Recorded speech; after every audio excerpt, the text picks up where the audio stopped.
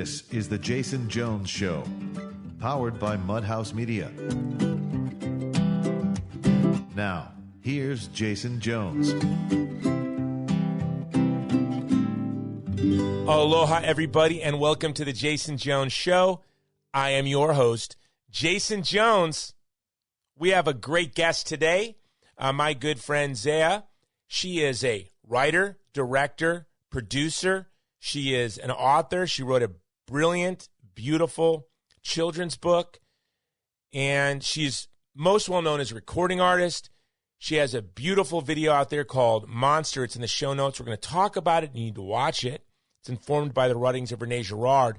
But her poem, in response to the Google searches of 2020, her audio-visual poem is really something I wish everyone in the world could watch.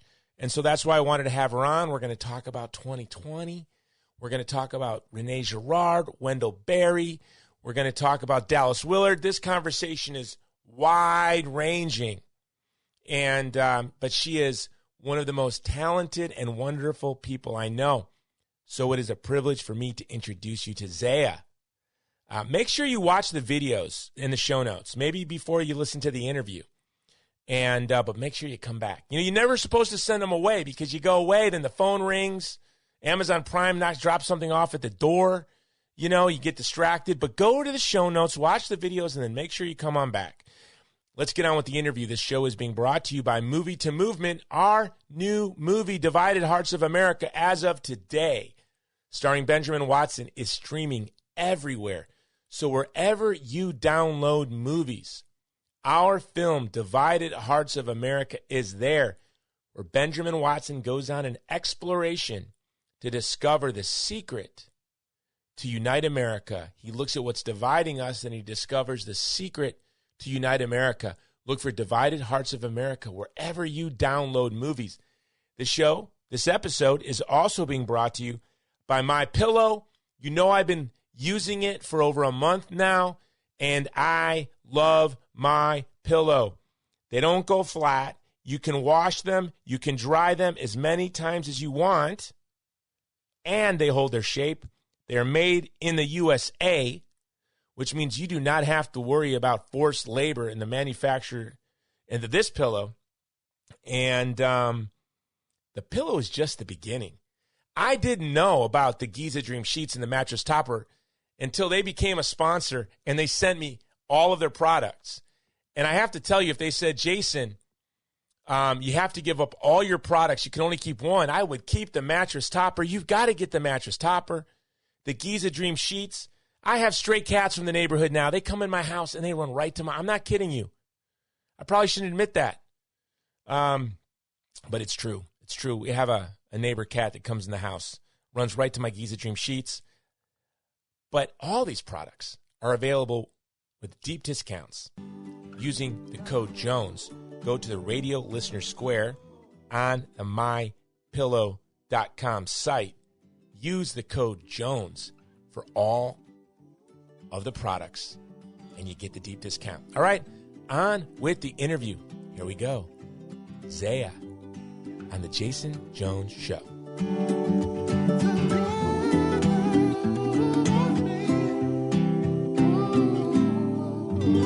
Aloha, Xeah. Welcome to The Jason Jones Show.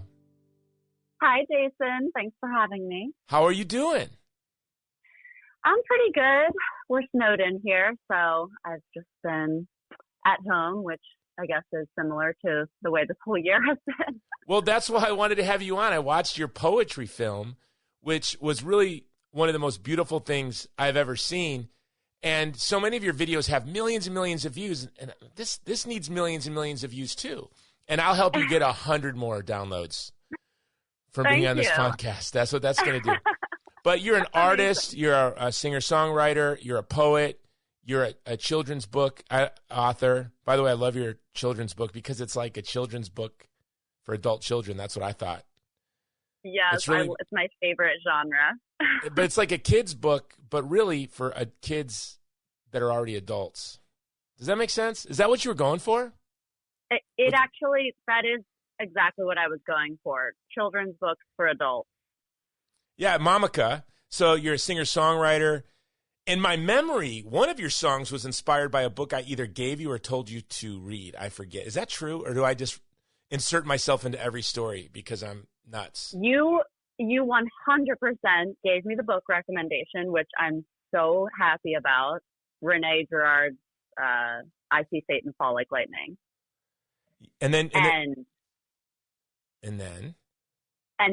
I ordered it and read it, so I followed through, which I don't always do with every book recommendation, but I loved it. And it was around that time that I wrote the song Monster, which, I hadn't meticulously planned to write the song based on that book, but sometimes with the prophetic approach I have towards art, anything that I'm consuming finds its way into the art. So now looking back, it's like, wow, this is so much of what that book was saying, but it wasn't necessarily a conscious choice.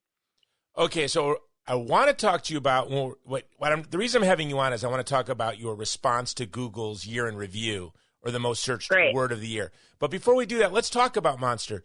So, so it was after, and guys, go to the show notes, read I See Satan Fall, and watch the video, which is powerful and beautiful, and millions of views, millions of downloads. And so you were saying after you wrote it, you realized, oh, Renee Girard influenced this. So it wasn't that you sat down and said, I'm inspired by Renee Girard, let me write a song. You wrote it and you realized this has been the influence of Girard on me. Yes. And I think that in general, that is usually my approach. I don't like when something feels too agenda driven. I like when it's just like the honest art. But, when I consume something, whether it's a book or a new thought or a conversation, it does find its way into my subconscious. So I think, and I will also say, I wrote the song with Tommy Profit and Lauren Strom, and they have not read the book. So we all wrote it together. But reading back the lyrics, I've just been surprised how accurate they are to the climate this year, and the mimetic contagion and the scapegoating and all of that. So, yeah. And I've shared your video with every Girardian I know. Girard, to me, I took a strange pleasure in 2020, as if witnessing everything Girard taught come to life all around me, because in a way, a lot of what he writes about, by the grace of God, we haven't experienced in our lifetime. Right. Which I'm very thankful for. Which we're very thankful for. But then in 2020, and maybe even worse in 2021, sort of the cancel culture, the scapegoating, the mobs, the mob violence, and the scapegoating that goes along with mob violence. It just was, I felt like I was living in a social experiment come to life. And something I told my children and my friends, this is a year of developing historical empathy. That we can understand other people and other places and other times, because we're experiencing sort of this violent, cruel, this empathy. There was no empathy, and because you can't have empathy for a scapegoat. Right. And so it's just, it came to life for us in 2020, and maybe it's worse in 2021. And that's why I think your poem, A Local Year in Search, 2020, and I love how you said the year of perfect vision. What did you say? You said a year of perfect vision has left us blinder than ever. Has left us blinder than ever. What was... Because we were all looking forward to 2020 as, like, back in 2010, people had these 10-year plans and, like, looking forward to 2020, all these goals, and the world's going to get better and brighter. And it's just ironic that 2020 was the way that it was. So confusing and polarizing, and, all of a sudden you're not having conversations in person anymore. You're having them on these binary platforms, social media. And so it's been confusing for a lot of people who are in multiple spaces. Like, if you're not in an echo chamber, I guess I'll phrase it this way. if your social group doesn't think exactly the way you do, this year was confusing and hard to navigate because you kind of had to like constantly go between the extremes and the shaming and, you know, like you mentioned, the mob. And so that's in my personal experience, which is what led me to take the perspective of, you know, what if I just look at this year on a local level versus a global level? Because I noticed all of the conversations around me, all of the heartbreak over the year they were mostly global disappointments or reactions to global news. And so I decided in this film to show instead of tell. Like I could have been like local versus global and quote Wendell Berry's essays, but I wanted to just show the global year and the local year from my perspective. Well, I thought that was beautiful. So, and I like how you said those of us who transcend tribes. Yeah, it was very. I had people. I said like I would call them, and I'd say, "There's nothing you can do to lose me as a friend. So just stop even trying." And, right. And you know they'd call me friends. Like would call me. I'm like, what? Where's this?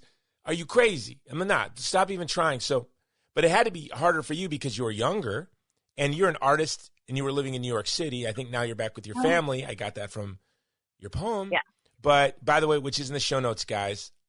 And but how did you lose friendships this year? That is such a good question. Or last year? If you had asked me a few weeks ago, I would say yes. And I recently had a conversation with a friend of mine who, we had this, I mean, she's a close friend. I was in her wedding.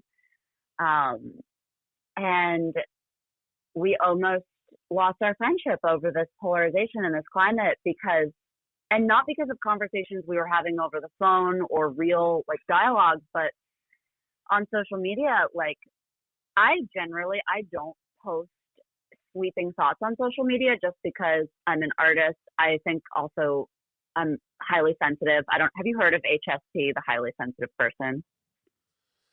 No. Okay. Is that a thing? It is a thing, and it's something I discovered this year. I probably chase those people away. Like I guarantee you, there is not one HSP person that listens to this podcast. That's so interesting. I probably have never known one for more than 30 seconds. I mean, but you, so we're friends. Yeah. So what is the HSP? Well, the HSP it's a book, The Highly Sensitive Person. Oh, okay. And I scored nearly a 100% on the test of high sensitivity. And so I think this year for me has been like so hard navigating. I'm sensitive, and just to give a brief overview of the book, she talks about sensitivity, not just emotional sensitivity, but like maybe loud noises bother you, bright lights. A lot of highly sensitive people are introverts.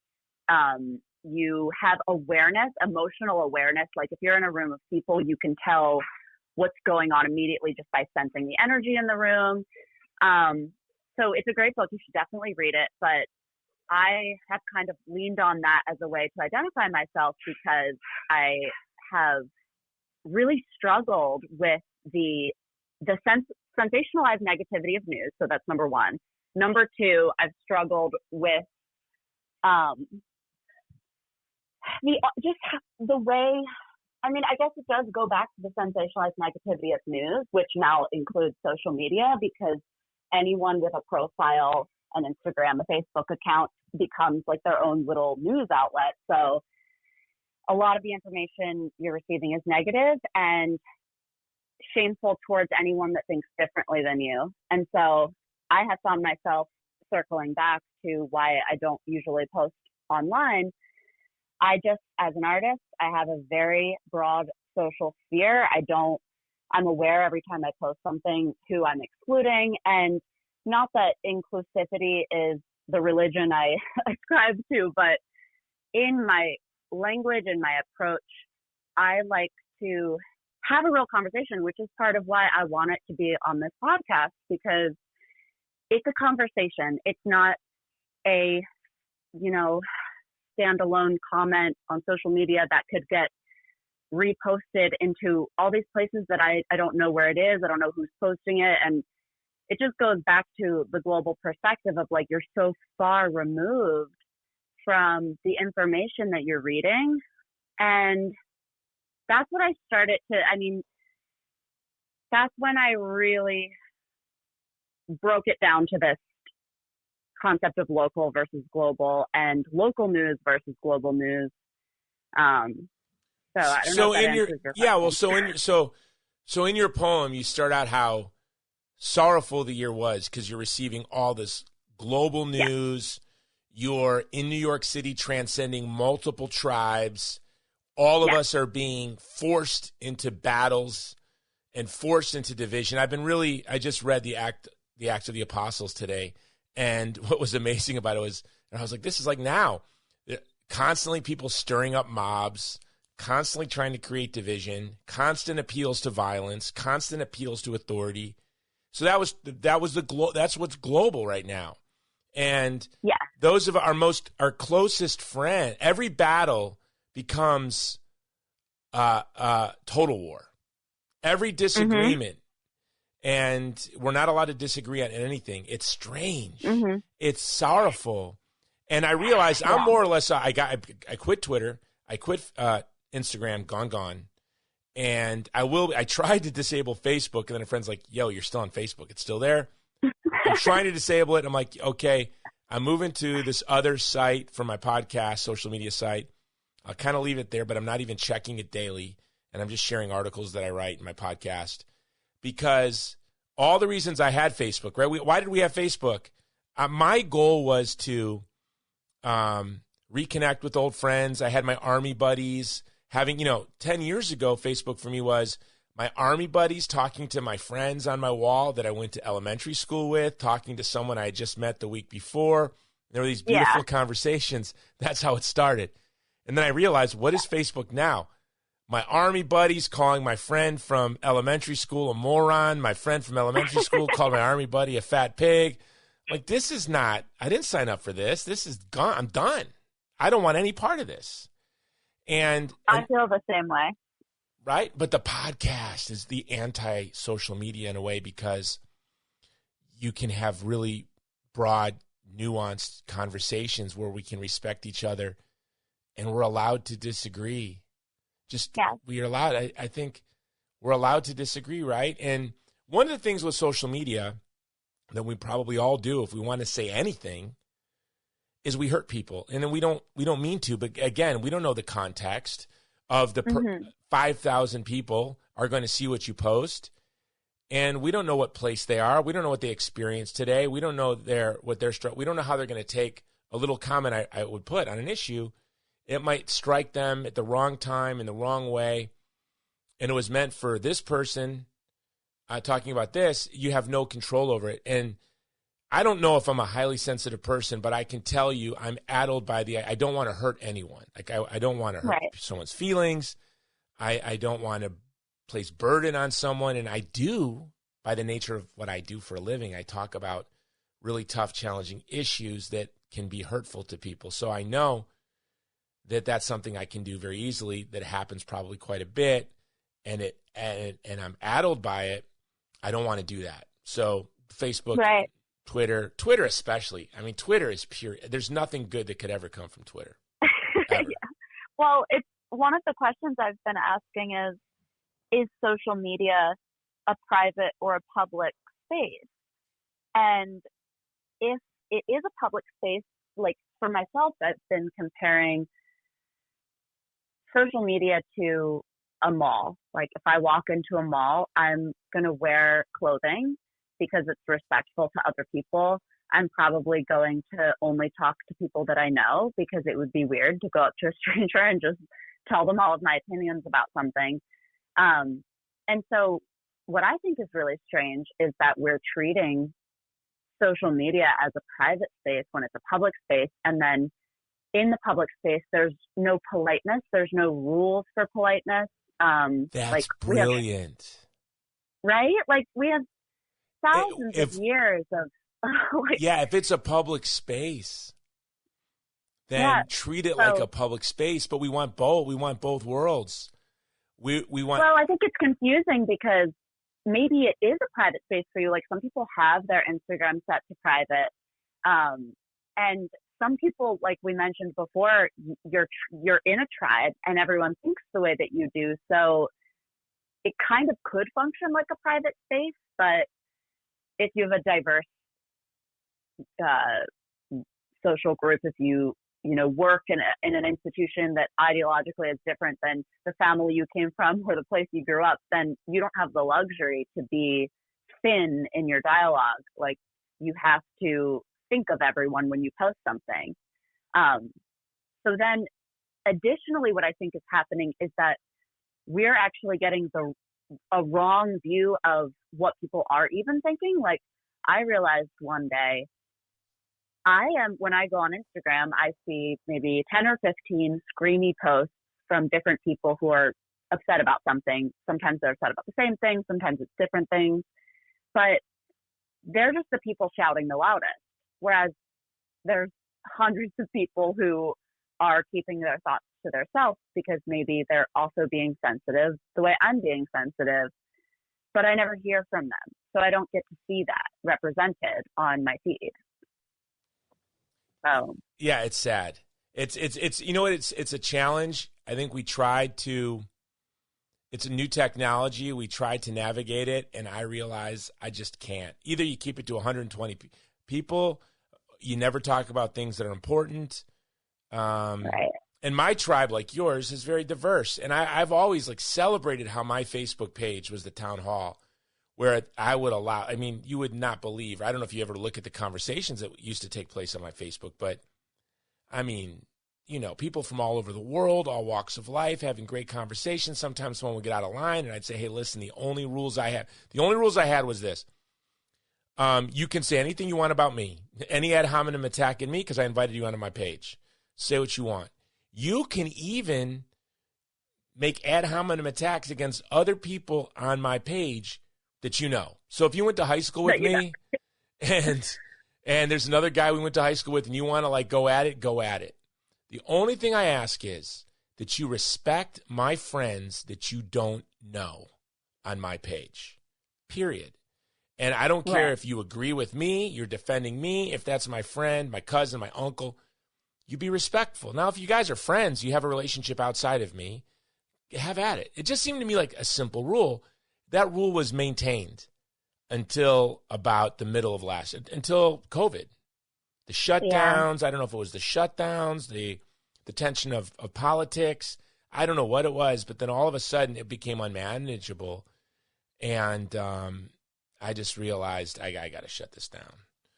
Yeah. Now, so you said you lost a friend, but now you didn't. So you've mended that relationship? Oh, yes. I hope this encourages someone who's listening. My really good friend had, just been very extreme on Instagram. I had posted something, I think actually the only quasi-political thing I had posted, which actually within the post was talking about the unity of two different people who agreed and how, they disagreed, but they didn't hate each other. And I was celebrating that, but sometimes even to celebrate something is not okay anymore. So I posted that, and she had responded with, all of this fanaticism. And I was just like, hey, I have been quiet about some of the things that I think around you because you frame a conversation with the crazy people who think this.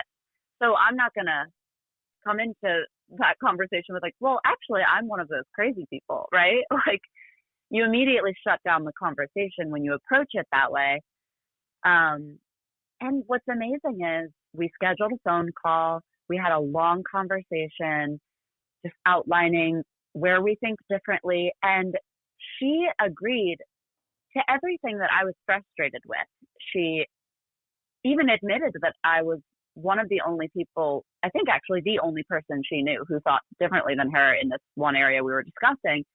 And actually what has been amazing is we've now had this back and forth text chain of discussions based on things she reads, and she kind of uses me as a way to say, like, hey, what do you think of this? And to me, that's really redeeming. Like, we decided we're not going to lose a friendship over this. But again, the reconciliation happened over the phone on a medium that facilitates conversation. So I don't know. Are you familiar with Marshall McLuhan's The Medium is the Message? Okay, it's so funny you should say that. In a previous podcast, I was so one of the reasons I'm breaking off of big tech, I'm writing an article. I meant to write it last week. I didn't. I'm calling for a big Texit. We need to exit big tech. And the reason why is I was writing a speech that I had to give. I was practicing a speech or something that I was giving to an organization somewhere, I think in Arizona, and because of COVID, they canceled it. We were going to do it over Zoom. And in the speech, I quoted him, the medium is the message. And therefore, I quoted him in my speech. And so as I was practicing it, I said, and yada, yada. I had to ask myself, how should I dress? How should I present myself for the speech? Well, the medium is the message. And what is the message of Zoom? You're in my office. I'm in your living room. So I'm going to dress the way I would dress if I had you over to my house for dinner. I'm not going to wear a suit. I'm not going to stand at a podium. You're going to be in my den. And this is how we are.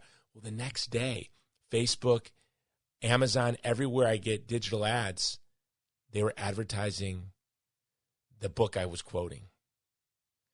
And I was like, they were listening to me in my room, in my office at 2 a.m. But that idea, I think that's where you're going. The medium is the message. Twitter itself is a type of message, right? Is that what you're saying? Like the format of social media is a message, and it's a very selfish, one-sided message. Yes, it's like this idea that whatever medium you're using changes the content you're saying. So there was another book I had read called Amusing Ourselves to Death. Have you read that or heard of it? I have read that, and I have heard of it too.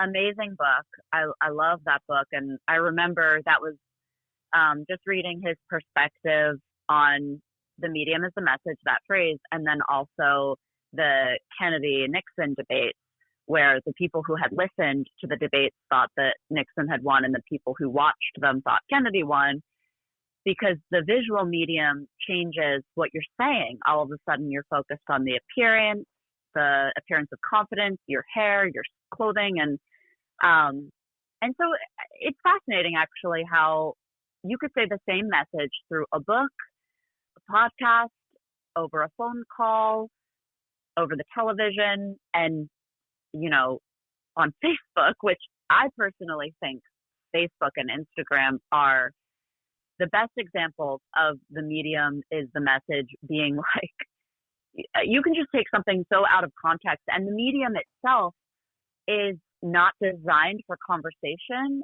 because you're interacting with like if you make a post and somebody responds, you can go back and forth with that person, but anyone else can chime in at any moment and change the entire conversation, which is so unlike real conversations that we have. Like even around a dinner table, if somebody interrupts you halfway through your sentence, like it's rude, right? And you would kind of just be like, hey, don't do that. But you have all of this physical energy of picking up cues. And I don't know, I feel so passionate about important conversations happening in the right medium. So that is something that relates to what you're saying, the Texit. Like I've done the same thing. I've just been like, certain conversations I just don't want to have on these platforms, because in addition to being the wrong medium, they're also very binary. Like you can only be this or this. And so if you are multifaceted in your thinking or nuanced, you're kind of just like forced into these two boxes. And it's actually homogenizing us. It is turning us into like Diet Coke and Diet Pepsi. That's it. Yeah. That's all it's allowed. And there's nothing else. Yeah. I think it's actually making us kind of, I don't want to use the word stupid, because I think banal. It's even, banal. That's a great word. I like that. it's banalizing us. Yeah, it's sorrowful. So that's how your poem starts. So you start out there, you're transcending tribes. You're a singer-songwriter working in New York City. Work is drying up just as your career is really taking off. I'm watching you. I'm following you. All the things, like I tell people, there's so much that is charming about Instagram. There is so much that is charming about Facebook. And like your Instagram page to me it was very charming to go peek in and to see your projects that you were working on and you're your tight-knit little group of friends and your poetry and story reading and your wine. You're having your friends over for wine and just very charming. Yeah. And that's what makes it hard, right? That's why we're so stuck to it. I had to weigh it. I'm like, there's so many great things about, like I said, Twitter for the dogs. Nothing good ever came out of Twitter, but Instagram and Facebook, there is so much, I think, for me, charm in it. And so I could see your career is just blossoming and you're having so much success and you're doing so much work with all of your different projects. Then COVID, and then things just chill. But you have normalcy bias. You're plugging along like things haven't changed. But then all of a sudden you have to acknowledge something is different. And it becomes very dark for you. I mean, that's what we see. And for all of us, right? So in the poem, it's very dark. Explain to us what it was like to leave. Like, what was your normal day like pre-COVID in New York City as an artist? I would, depending on the day, I might have a meeting with a photographer. I was in the process of pitching a TV show. I would fly back to Nashville and do a week of songwriting sessions. So I would once a month do that. And then every Sunday night, I would perform at Bowery Poetry, which I loved. That was my favorite time of the week, and I would invite all of my friends, and I felt like, honestly, I lived in Nashville before I moved back to New York, and a big reason I made the move was because I realized as a musician I would never fit into the culture of music because deep down I'm more of a thinker and an intellectual. And the music industry, although there are a lot of artists who are very brainy, it's not the culture. Like, it's very centered around who's on stage, what are they wearing, they're running back and forth looking cute, like feeling hot. And I just, like, I don't care. So I'm like, okay, this culture. You were going through what Wendell Berry was going through in the 60s, right? Where Wendell Berry was the hottest poet in the world. Is that a proper word to use for Wendell Berry? But it was true. He was in vogue, top of his game, and fled. So you realized that, and it is true. I mean, I would say this, the people I meet, like you, I meet the most brilliant, deep, thoughtful. I think you, like me, I'm an introvert that pretends not to be. I think you're kind of like that, maybe. Yeah. So that comes with challenges, but that's kind of what the whole entertainment industry is filled with, people like that, but they get swept up. This desire to be successful and the things that you have to do to be successful, when originally they just wanted to create. And then you have contracts and you have obligations, and you, as Eduardo Verástegui tells me, he has this great analogy. It's, we're all greyhounds chasing the mechanical rabbit, and what we're chasing is fake. It's a lie. Yes. And he said, every once in a while the rabbit breaks, and a greyhound will catch it, and he will bite it, and he will bleed, but he's the luckiest greyhound around because he'll never race again because he knows he's chasing a lie. I had chills. Yeah, because I had once asked Eduardo, because I get to be a voyeur. We get to, I get to participate in that world. I'll fly in and fly out. It really never held an attraction to me. But I once said to Eduardo, I said, brother, we were at a party at Adam Sandler's. We were at Adam Sandler that he was throwing, and everybody was there. And I said, brother, do you ever feel that you could be lured back into this world again? That you could, the attraction? And he said, no. And that's when he told me the Greyhound story. He said, I had so much success so early.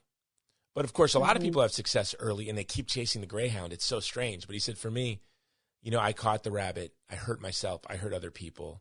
I would never chase it again because I know it's a lie. I know it's a lie. Yes. I think for me, I didn't catch the rabbit as a whole. I caught like a half of its tail and just fled a little bit to be like, oh, I see where this is going. And the funny thing is, I don't even think, as an artist, I want to make great art. I have to be in the industry in some capacity to do that because you have to collaborate, you have to stay active, you have to stay sharp. But my decision to move back to New York was more a decision of like, what culture do I want to be in? What culture inspires me the most? And for me, that was the poetry community in New York. I wanted to perform somewhere that was centered around the words and the content. And I would sit in these rooms in Ballard Poetry, and I was so surprised in our culture that's addicted to technology, dopamine addicted, like every time your phone buzzes, you're drawn to it, and it's this sickness. But in this room of people, whoever was on the stage, like everyone else would be quietly listening to them, absorbing the words. And I was like, okay, this is a space that I want to be in and grow in. And I want to bring my multimedia approach to this kind of space. Like, I know the listeners probably don't know this, but my poetry films, I perform live with a huge screen behind me so that while you're seeing this and hearing the spoken word, you're also seeing a film that I produced that matches the content. And it's really moving because there's music underneath it and everything is timed emotionally so that, and it's all meant to be a live performance. Because I just, like, even a few years ago, I realized these online spaces, they're too small for me.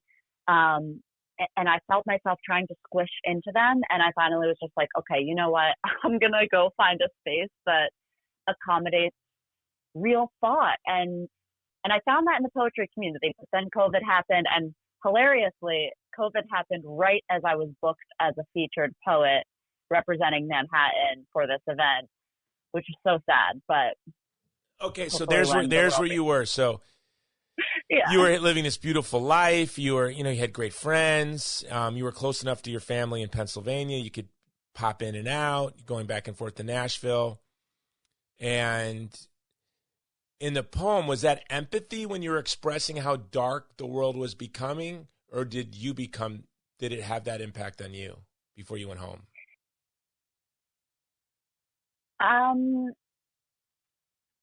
was in the first part of the film, I was speaking from a global perspective. So I was trying to speak for the zeitgeist, like the mood of what all of my friends were feeling. So I'd say yes and no. Like I felt a tinge of that, but because years prior, I had already made my exit strategy from getting all of my news and reality from this screen, I actually felt that my year was more like the local one that I described. So even in New York, you were more or less protected because you already weren't being bombarded with, for me, it really struck me because I don't know if you know this, but I got caught up in it big time. Like I was arrested on the cover of Drudge in handcuffs. Yes.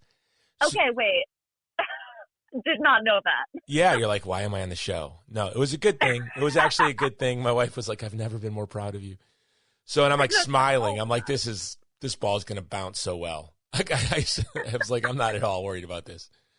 I saw the photographers and I'm like smiling, like, I shouldn't have. I should have been serious. But no, because what happened for me, I'll tell you, I run a nonprofit and we have a very weird mission. I don't even know if you know how much about what I do.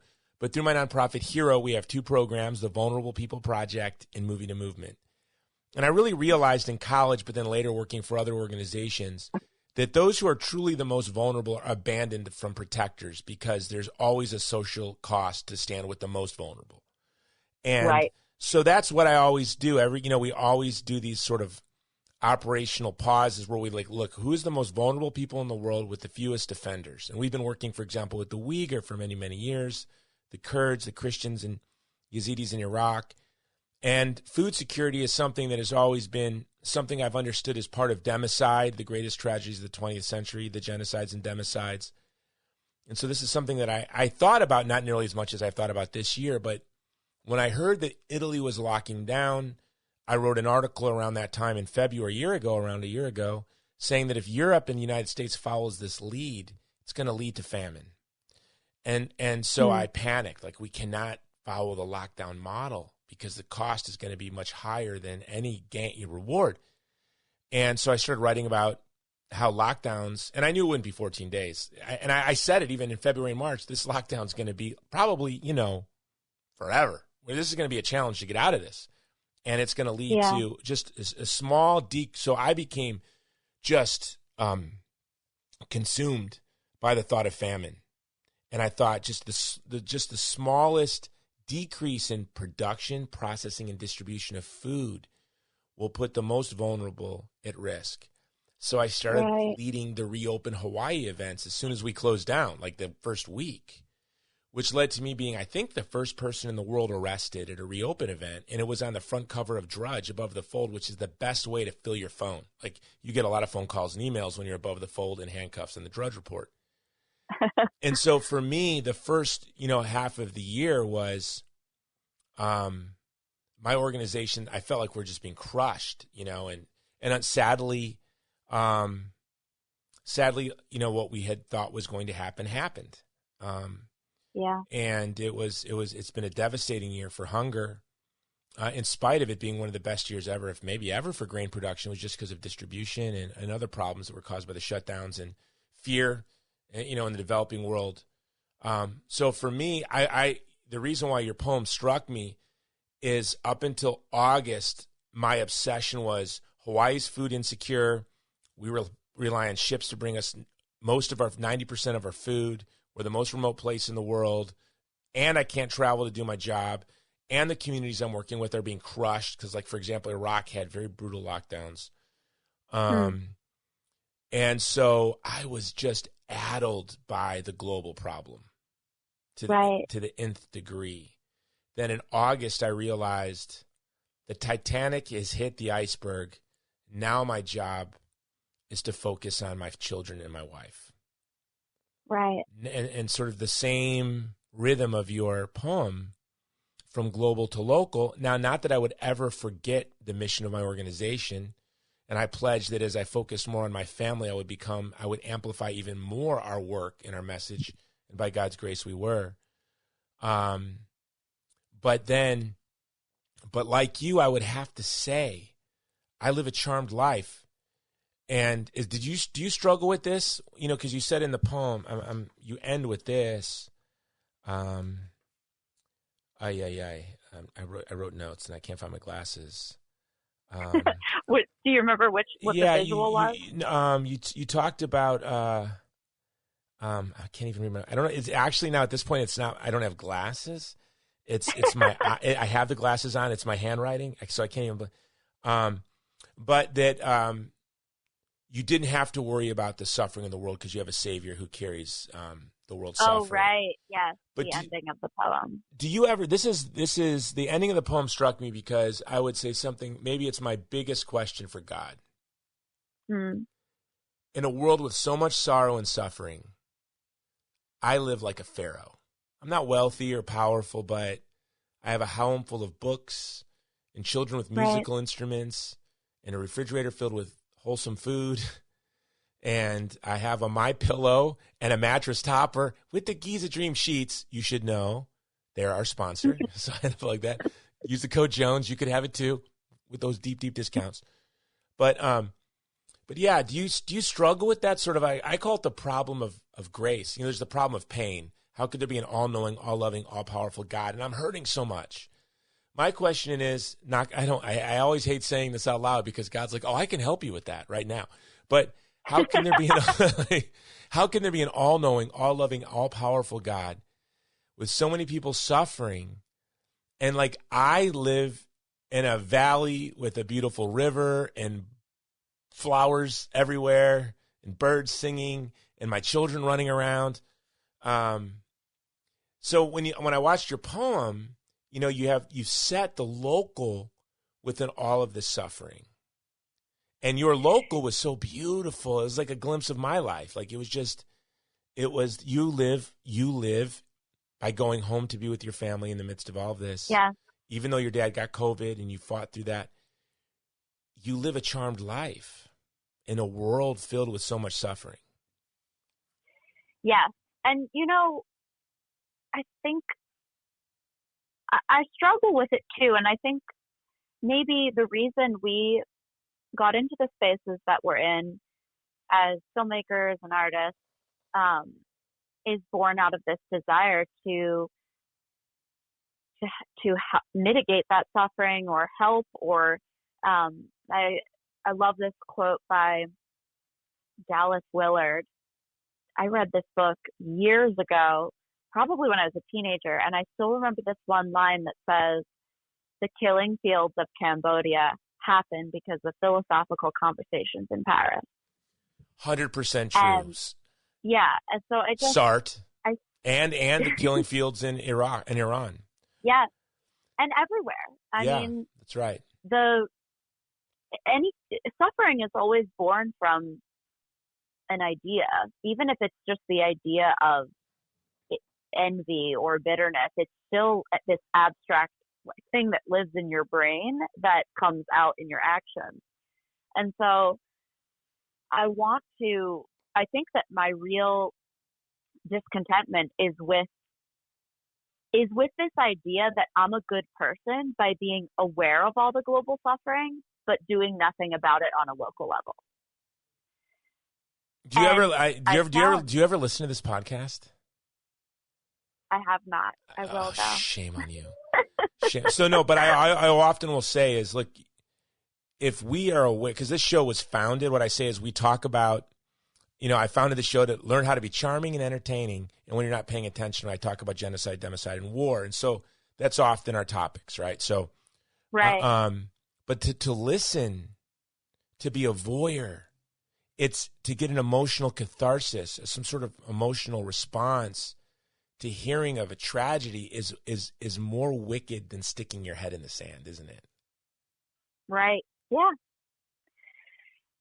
That's a good way of putting it. I like that visual because, and this is new, so I have a lot of grace for me and my friends and for everyone, because it really is the first time in history, this last however many years, decades, where we've even had the opportunity to take global suffering on our shoulders. And I remember having a argument with my friend who lives in India years ago.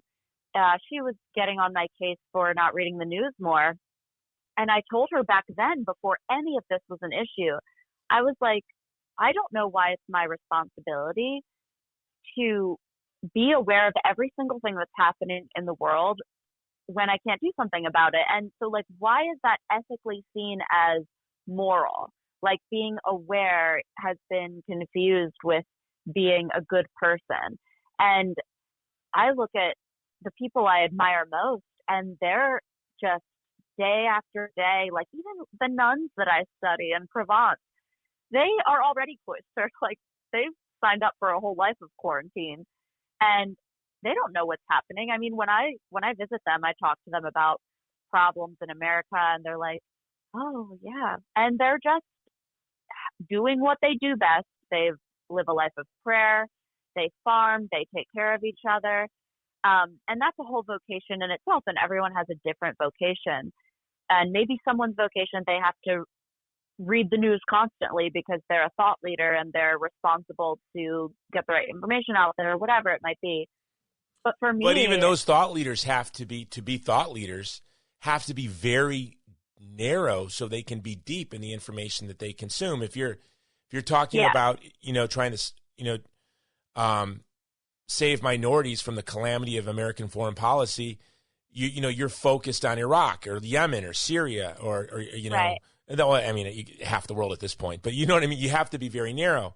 I get a lot of angry emails from people to the Vulnerable People Project saying, why are you talking so much about Iraq or the Uyghur and not us? And I have to write them back and say, listen, I am not culpable for what is happening in your country, but I have products filling up my house that are made by forced labor in Chinese-occupied East Turkestan. So as an organization, Right. we have to focus on those tragedies that we are actually involved in, that I am participating in and benefiting from the oppression of the Uyghur. As I'm talking to you, I'm looking at an iPhone, I'm looking at a MacBook. There's probably, I wish sometimes, God, I wish everything in this house that was touched by someone in forced labor could just glow so I could know, because there's so many products in our homes, I'm sure. So this is where we need to focus. And what good does it do? You're right, other than we should pray for the persecuted and vulnerable people around the world. But being a do-gooder is a really nasty thing where you just, for social prestige, you pontificate on issues you don't know much about and can't do anything about, right? And I just feel this year and last year solidified for me. I'm drawing a line in the sand that I'm not going to be that person. And even in 2021, I've made a really conscious effort to be more involved on a local level. Even the question of locality for me is kind of complicated because I've lived in a few different places. And so I have to answer the question, where am I a local person? Tribal. It's your tribal level.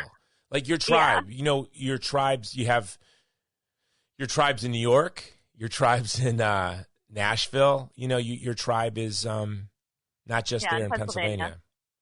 Yeah, and my mom runs a school in Pennsylvania that is incredible. And I've been spending more time with my family because of COVID. And I found out actually about this tax program in Pennsylvania where businesses and people who make over $100,000 a year can sign up for this program and designate 90% of their state tax to any private school of their choice. And when I heard about this, I was like, wait, what?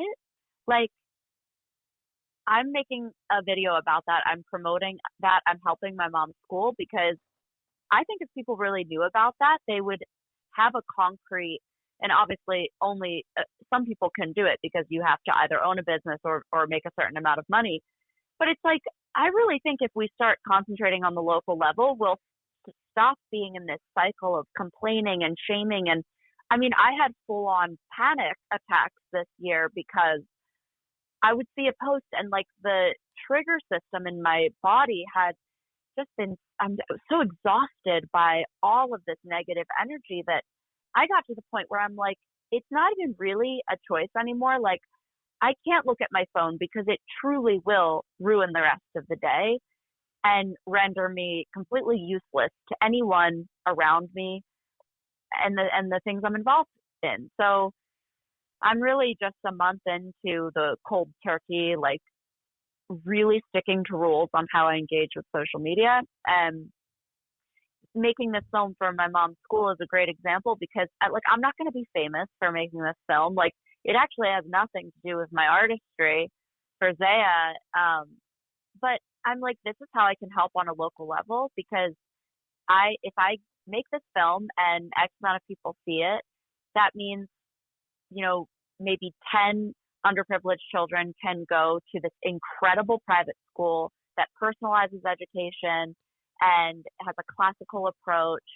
And I'm like, okay, that is me saying, and to circle it back to the film, closing out the film with, I didn't want to be cheesy and end it on like a cheesy note, but I rewrote the ending to that film like probably 25 times because I was like, I don't want to be too grand or too abstract. Like, I want it to really be the right idea that I'm closing with.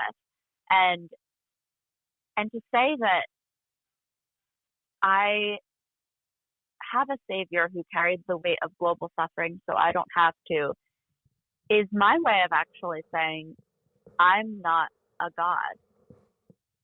I worship a God who has omniscience and omnipotence, but but I serve that God. I'm not that God.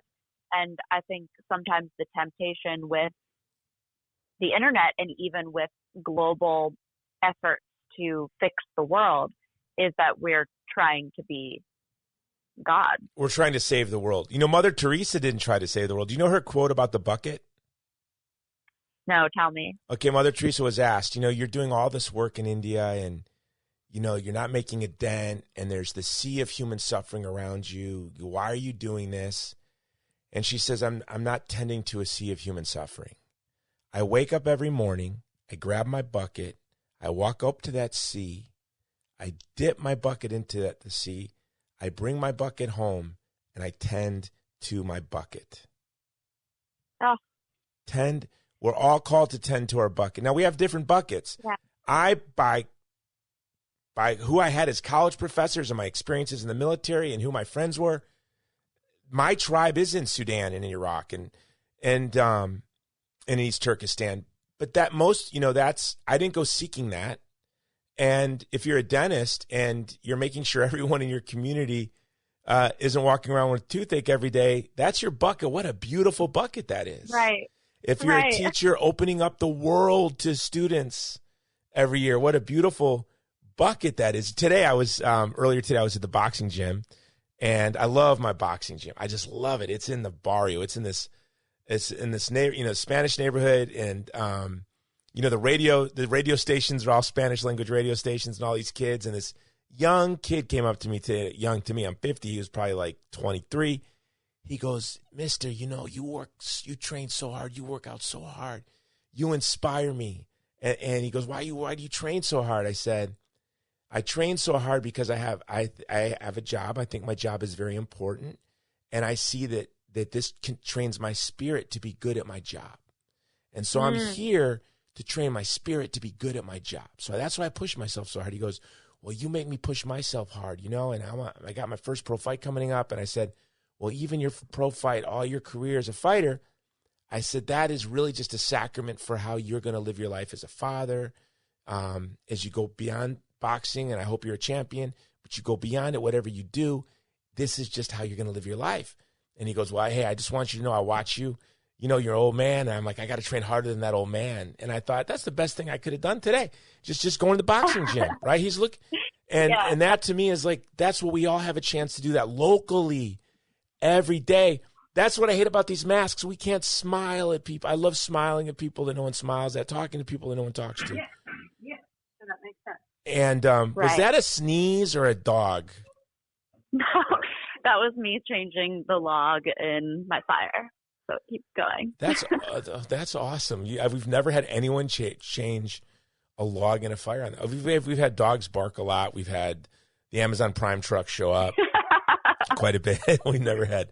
Well, I have to keep it going or it will die, and then it'll take so much effort to resurrect. So is it very cold in Penn? You guys get the snowstorm. My wife is in New York City sending me pictures. She's just dumped with snow. Are you covered with snow in Pennsylvania? Yeah, it's so beautiful.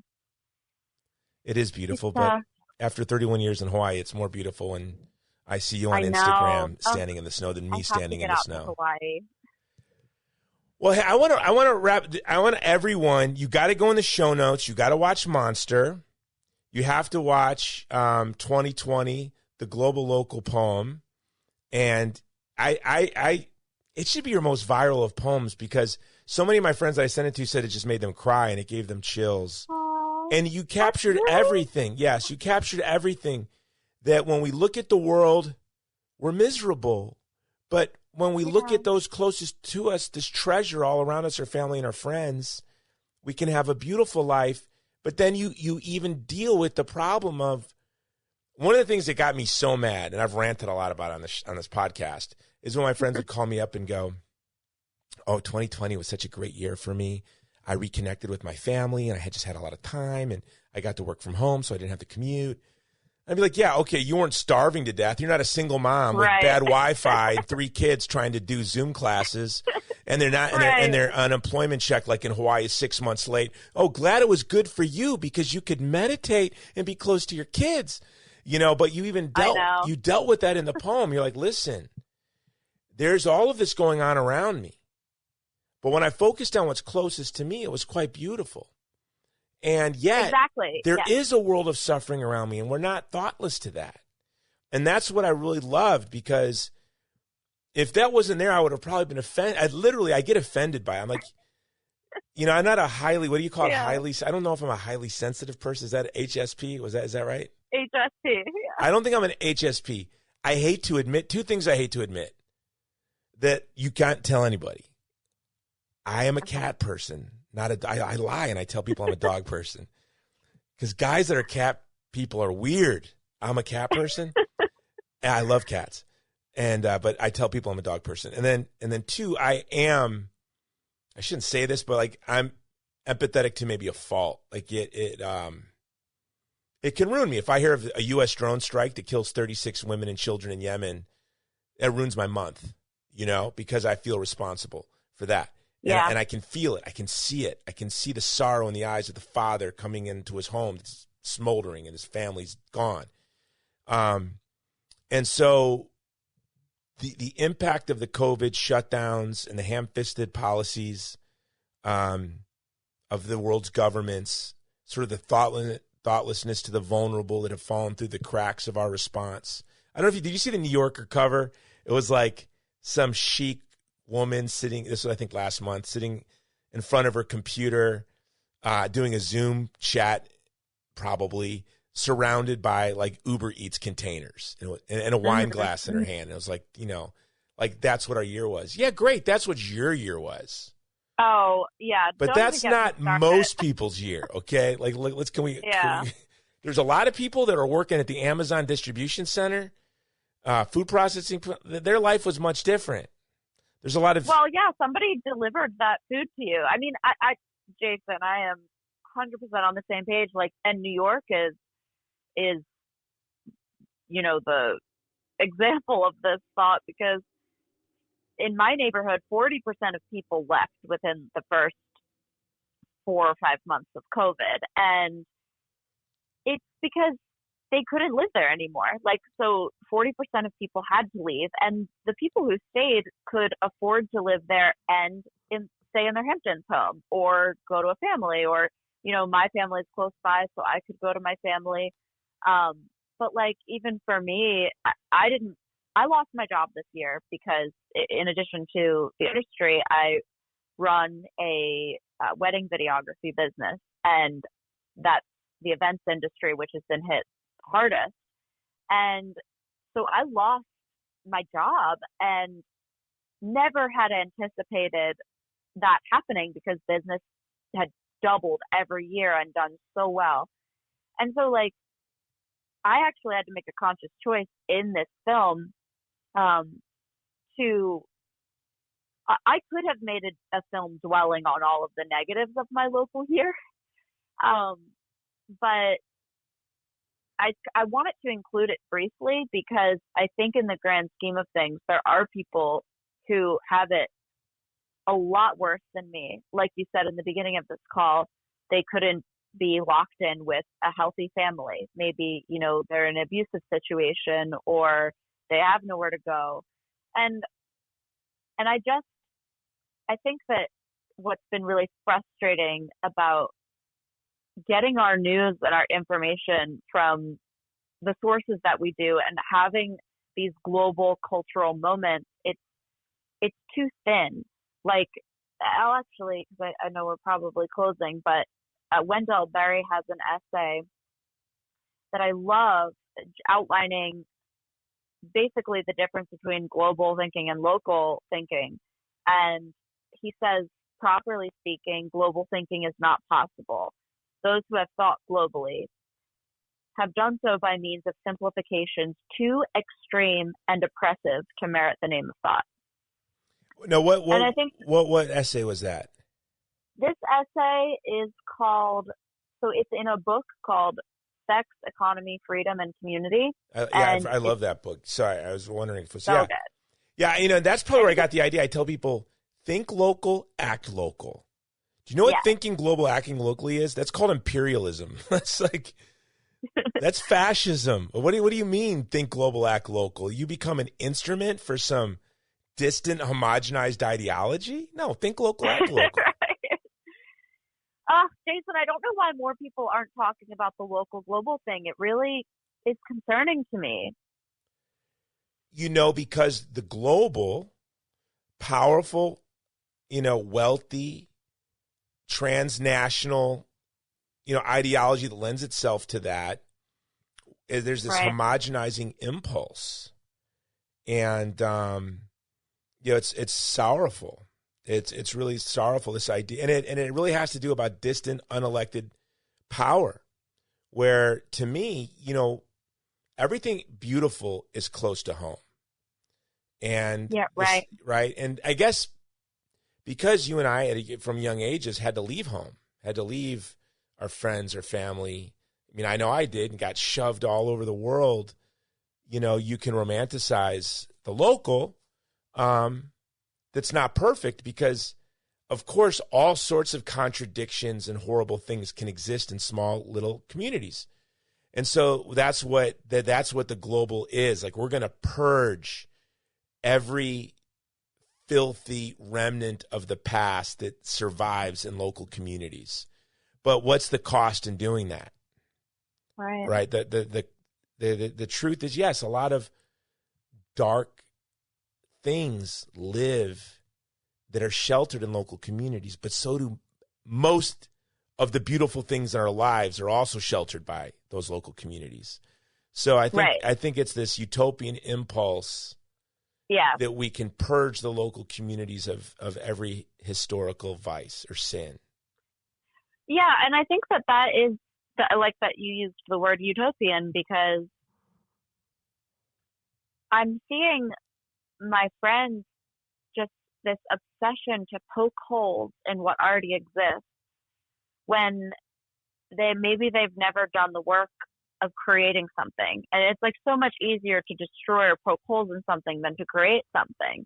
And once you create something, and this is why I love listening to small business owners, how hard it is to do anything, how hard it is to get something off the ground. And the people who thrive are usually working off of ideas that are good. Like, inherently those ideas work, and that's why, and maybe there's other factors of why the business does well, but I think that we should be listening and paying attention to what works, not 100%, but maybe like 80, 85%. And I've even been toying around with this philosophy for my own life. Instead of criticizing that 5 or 2% or 10 or whatever it might be, I want to almost follow this 85% rule, where I'm like, okay, is it working in the 85%? Then let me encourage that and get out of this mindset that I walk into every situation and I'm just like criticizing picking out what's wrong about it. And even like, I think we apply this to our country and our, like, we've come so far even in social issues. Like, I'm a woman. I'm so thankful that I have the right to vote and I have the right to work. And I feel so thankful for the people who have done all of this work before me so that I can benefit from it. But I'm celebrating that. And I feel like there's this like progressive hunger to just keep going and keep going. But then it's like, at what point are we actually going backwards? Because instead of just like building in other ways or paying attention to, the new set of people who are suffering, we just keep progressing at a rate that actually becomes regressive, Yeah, no, it's sorrowful. You brought up Wendell Berry. Have you read his any of his Port Arthur stories or collection of short stories? I have not. Oh, you need to. Yeah, so it is. It's and it's been a while. I went through a total Wendell Berry phase, and I have to be honest. I do think the spirit of the age has tugged on him a little bit. He's. What do you mean by that? He held. I don't want to drag you into this conversation, but he held very strongly as a Christian, defending the traditional. How do I put this so you don't get in trouble for being on my. He he was a strong voice for marriage. Okay. As being between a man and a woman, and a very strong voice for the defense of life. He was a strong pro-life advocate. Oh, I didn't even know that. Yeah, very outspoken on traditional marriage and on life. And then maybe about a decade ago, I think, he just kind of collapsed.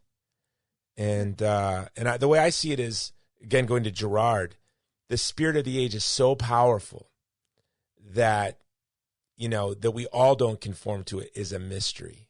And I just think as somebody who loves I think it's always comes down to something personal. There are probably people around him he loved so much, and he wanted them to be assured of his love for them, that he just no longer was willing to be thrust into the front of this debate. Because being Wendell Berry, he couldn't help but be in the front of the debate. Right. And he was probably just tired and said, listen, I'm done. Whatever. Okay. I tap. So he kind of conformed to the spirit of the age. That's how I will put it. Maybe others would say he was enlightened and now his consciousness has been elevated. I think it's more that he's conformed to the spirit of the age. But that being said, I love his novels and his short stories and his poetry, but in his Port William, I should call it Port Arthur, Port William novels, it really has a sense of these sort of small, local, rural communities. And if you spend any time in these communities, you can find we, as cosmopolitan people, could go in there and not like the way they use language, or maybe, there are probably, traditions in those communities that would be shocking to us. I can say I recently had this experience somewhere in the deep South in a little community, and I was kind of like, how is this even possible today? Right. And my friend was just ranting sort of about this community, and this changed everything on how she saw the whole community. And I said, listen, we all have our prejudices. Right. And they all seemed to be getting along fine, and they were beautiful and charming. And I'm not going to go there and just say that it's a wicked community, And but if you read Wendell Berry's novels, it just has this sort of this simple, quiet beauty. And those of us who want to defend the local communities, it's not that we're blind to the past and some of the dark remnants of the past that are brought today through our various traditions. But that we recognize that using napalm, if your garden has weeds, you don't napalm the garden, right? You do the slow, hard, delicate work of weeding the garden, which is the gospel. And it maybe is just in our own self, like we weed our own garden. Right. Or to what who are you? Dallas Willard, I think you were quoting. Mm-hmm. The idle talk in French coffee shops led to the French killing fields. That's true, and that's why for me, Gerard helped me with two things. Number one is he gave me my instructions. Whenever I see rocks descending on a lone victim, go stand next to the person. That's it. Don't ask any questions. If I see someone suffering, being doxxed, destroyed, scapegoated, I don't ask anything. I just go stand with them, period. That's the one thing I got from Gerard.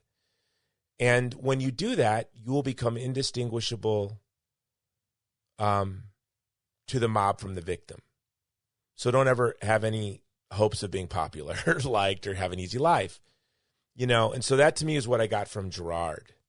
And interesting. Right? And if you do that, you might stand next to a scoundrel from time to time, right? Right. But you know what you'll never do? What? You'll never stand idly by when a mob abuses an innocent person. Or worse yet, you'll never be one of those people throwing a rock at an innocent person. So, right. Here's a question, though, Jason. This is, I think, again, circling back to the problem of having a global narrative accusing a scapegoat. How do you know they're innocent if it's not local? Well, that's true. And I think most of our opportunities to stand with scapegoats are going to be local, right? So, yes, I agree. And depending on your community, he's a MAGA supporter. Oh, animal, monster, go stand with them. He's a Christian baker who won't bake cakes for someone who's gay. Oh, or he's gay. Whatever. I stand with the person they're pointing at and throwing rocks at. Just go stand with them. Right. And by the way, and I don't even ask if they're innocent. Okay, so you're the principal, because I assume they are. If a mob is throwing rocks at people, they're definitely powerless. Right. That's a very good point. Right. So people always make people all throughout, not to get too political, but people made this comparison between Trump and Hitler over and over again, and I do see some of the comparisons in the sense that like he's the person in power, the president. But in Hitler's time, was the media just like crushing Hitler? Like, I feel like there's so many reasons why it's very different that I never felt, I don't know. Honestly, I don't see the comparisons other than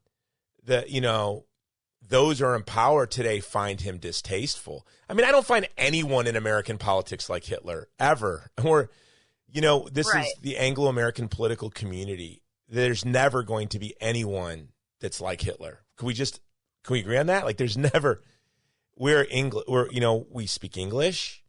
We have different history and traditions. Language is very important. The concepts that are carried in the words that we have. We will never have a Hitler. Never. That being said, that's comforting. Yeah, never. Well, we could never have someone who's just like Hitler in any way. Germany could never have that even again, right? I mean, that was a different time. Right. The influence of Prussia on the rest of German culture. I think the English-speaking world has had a big impact on Germany, obviously, since World War II.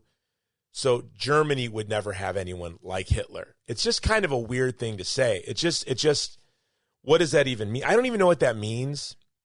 But what I will say is I think what the ruling class found distasteful about Trump, they love Trump, by the way. Remember, Oprah picked Trump as her top 5 humans of all time. And he was one of her her last guest, definitely in her last week of guests, because she admired him so much. And he was when was that?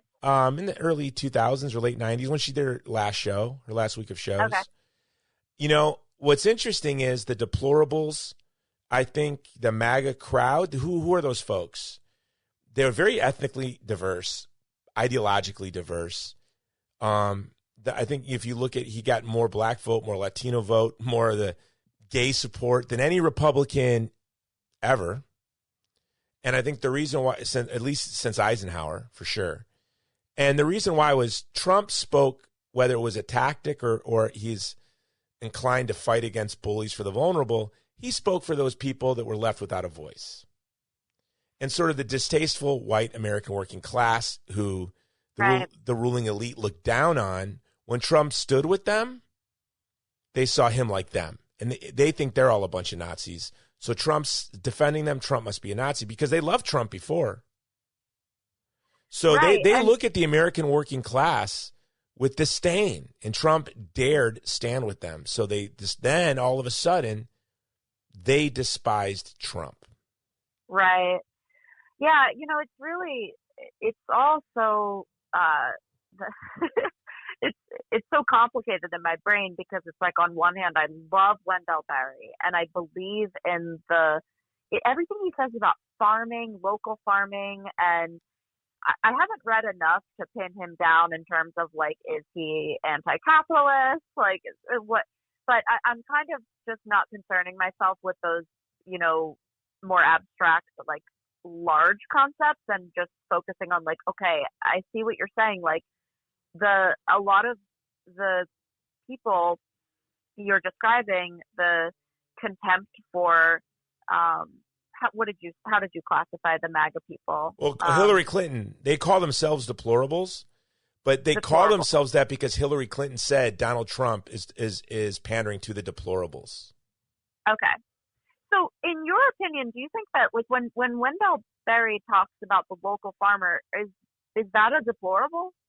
Yeah, what's interesting is I think, look, Wendell Berry is one of these people that will do no harm. And I think that's probably his guiding principle in life. He's such a beautiful, gentle soul who has lived such a humble life, such a small life, when he had the world presented to him. Like Wendell Berry had the world laid out before him, right? And he chose, I mean, I think he doesn't even have electricity in his house. I think everything he uses is wood burning. Like, it's been a decade. I was taken aback with some of his changes about a decade ago. But prior to that, I went through a full-on Wendell Berry phase. And see, there's my dog barking. Why? Because of a delivery man. If we shop local, I wouldn't have my dog barking right now.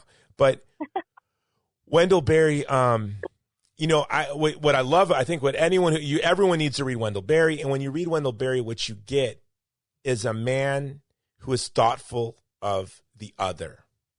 Yeah. And doesn't want to hurt the other. I may disagree with him, and not even in a very stark way, but in a nuanced way on agriculture.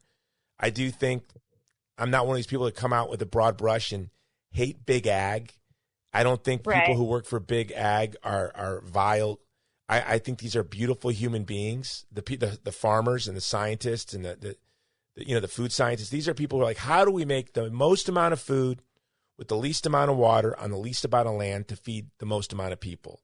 And when we look at hunger and starvation in the past 50 years, you can say these people played a big role in feeding the world. Right. And although my children only eat organic, but I recognize that's a privilege.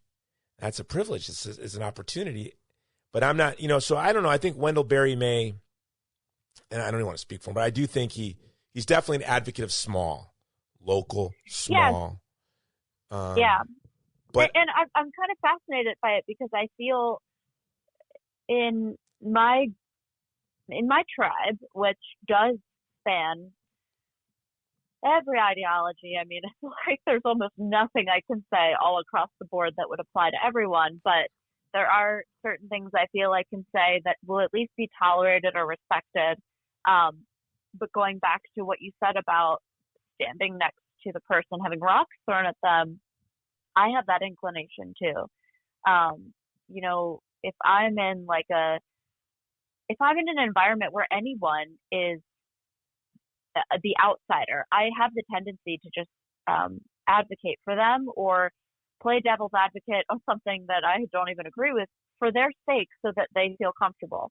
And but I have noticed, like, it's in my sphere, like, I can't say I was defending, if I went on social media and I defended someone who was at a Trump rally, I would be seen as a Trump supporter and therefore a deplorable myself. And it's what's so interesting is and I did actually, there was one post where I was just like, okay, let's not, because I felt that my friends were actually getting so crazy and shamey, and they don't even know that what they're saying and doing, because honestly they're being fed at the bottle of these news sources that are just catering to their, or fanning the flame of their emotions, and it's all this vicious cycle. But it's I can't even come to someone's defense without also becoming the scapegoat myself. And so I like what you said about that, because it helps me adjust my expectations.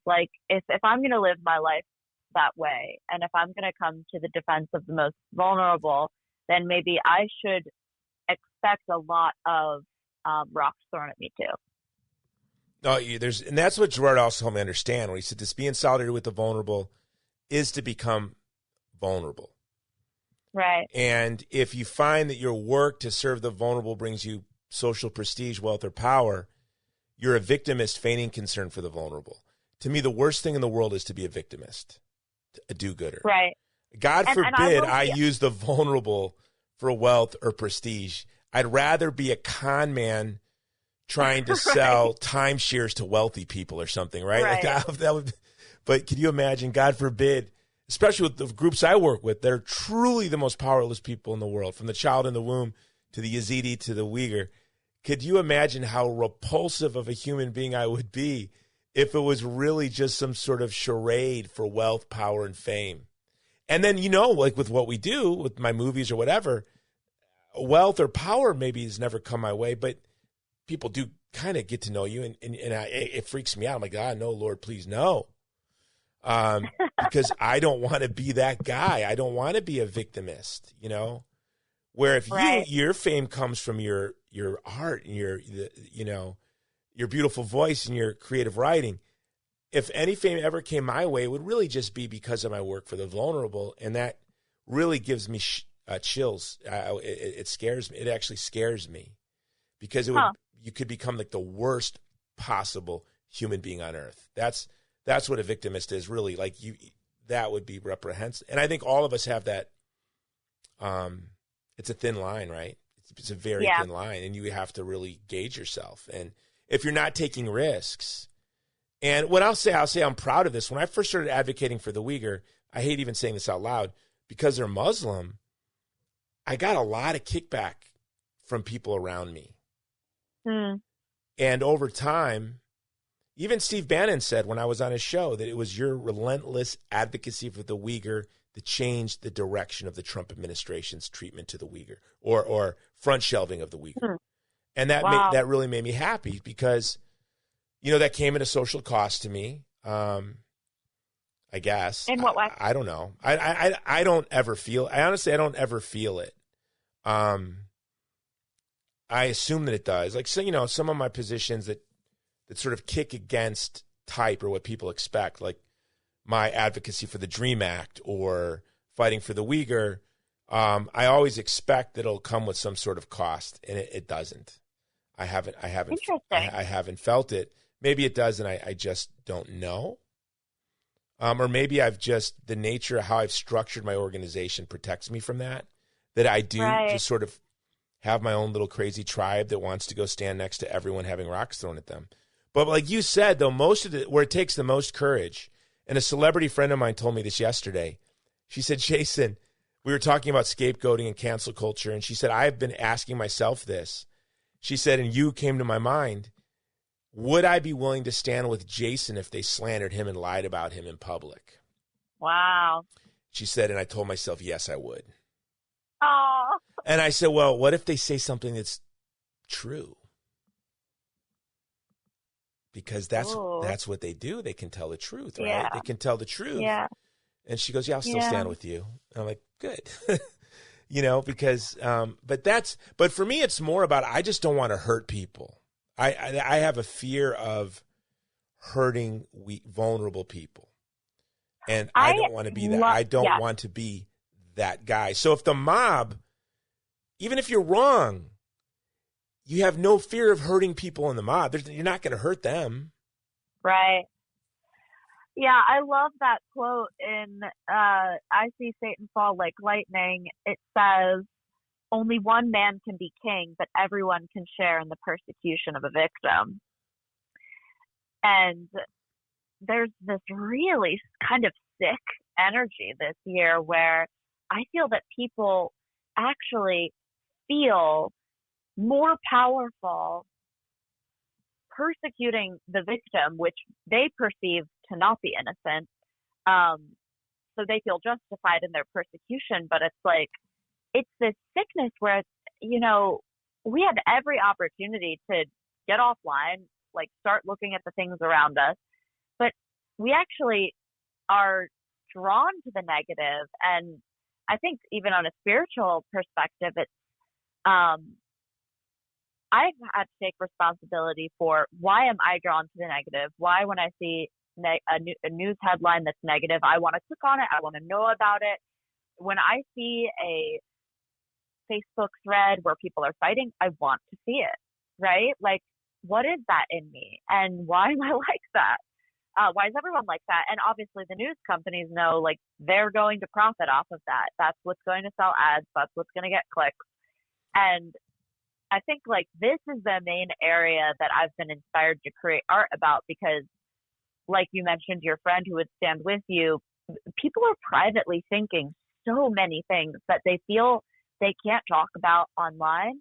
And this specific art project that I have coming out on April 9th, I think is going to be, like, I'm expecting to get canceled, maybe, but I'm inspired by what you said that, you kind of expect for the worst, but it doesn't always happen. I'm really looking forward to finding people who are in whatever their ideology, wherever they are on the spectrum. I want to attract people who are against cancel culture. Well, and I think that there are a lot of people like that. Well, let me give you the good news that no one ever thinks about. When you stand with the vulnerable and they throw rocks at you, right? What does the mob do to their victims? What does Gerard say? What do we do to our victims?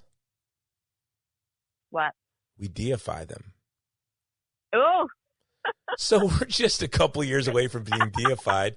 So, yeah, they stone us to death. I promise you, in our lifetime, everyone that has been canceled will be deified. Watch. You really think so? I know so. I'm making it my project. I actually am developing a documentary where we resurrect and deify the victims of cancel culture. I want to be a part of it. That is incredible. I want to be a part of it.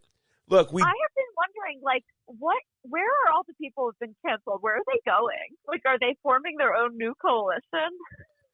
It's beautifully liberating. I'm so glad you quoted that quote from Gerard, because I'm telling you, I thought of that quote today. I was reading Acts, and I thought, this is the thought I had in Acts.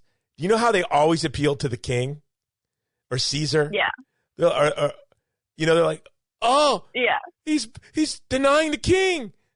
Let us stone him. And I thought, the mob has figured it out.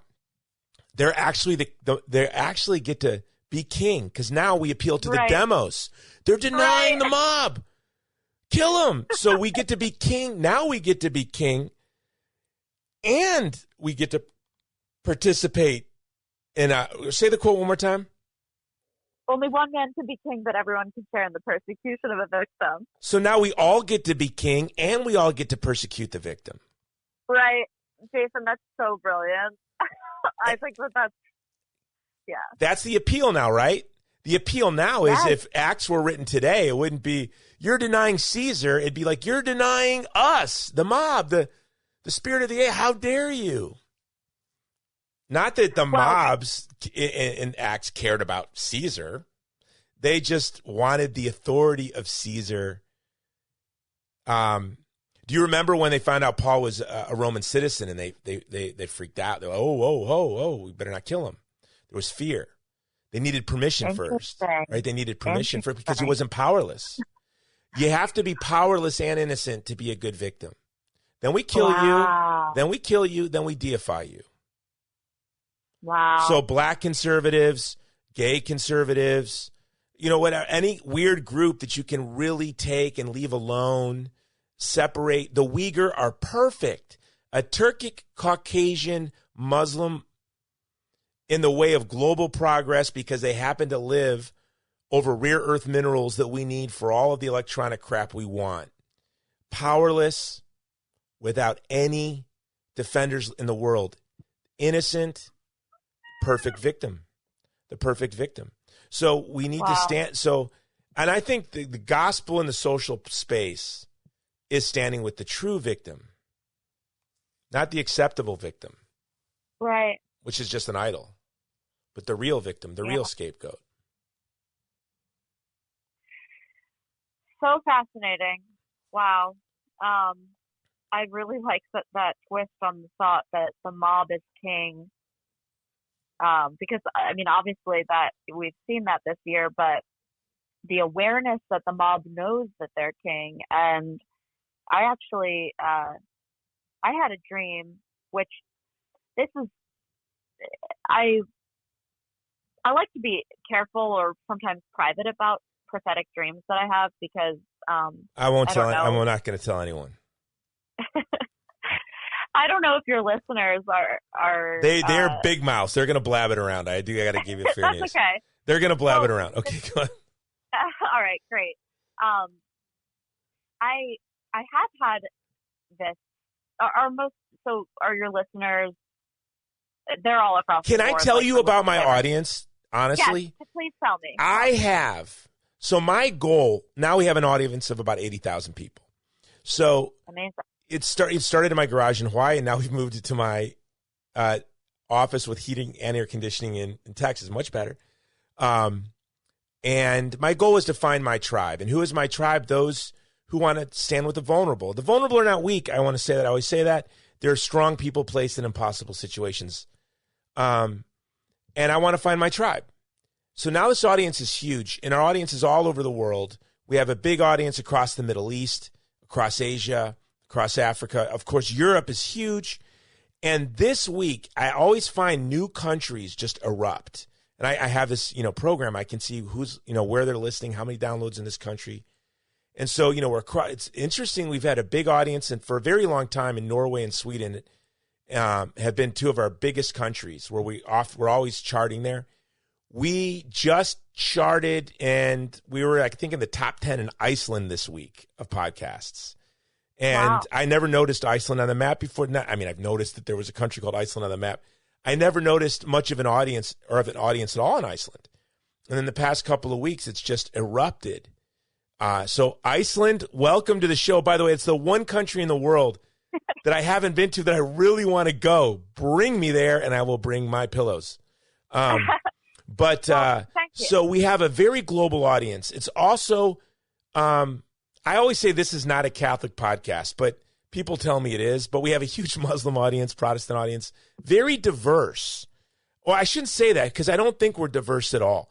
Like, this is an audience, and I know because I get these beautiful letters from India, from, all over the world. And these are people that are just really thoughtful of trying to live a life of service to the vulnerable. And, wow.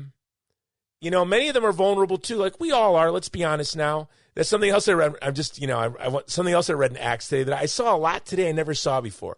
Like when Paul got stoned, left for dead, wakes up, goes to the next city, and they're like, so what happened there? He goes, it was amazing. It was like, God is really moving there. He never even brought up that they stoned me half to death and left me out for dead. It was great. And that's my audience.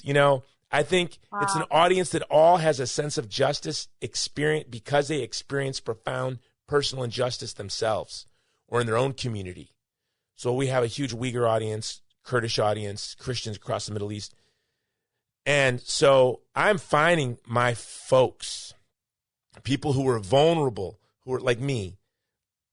When I remember that day this all started for me, lonely, broken, powerless to defend my first child from lethal violence, murdered, and broken, weak. And that moment has illuminated the rest of my life that I don't want anyone to feel like I felt at that moment. So I want to find every person like that guy that was me, and I want to stand with them. That's who you're talking to when you're on the Jason Jones Show. Got it. I really admire that. And as an artist, I aspire to be brave enough to really be that person because I'll be honest, the worlds that I'm in are very homogenous in their thinking. And I'm prepared to be a transgressive artist. The kind of work I've been doing quietly, have not even been posting about, has been I've been doing the work of preparing to be hated by certain people, but at the same time, I really believe that I'm taking this extra time to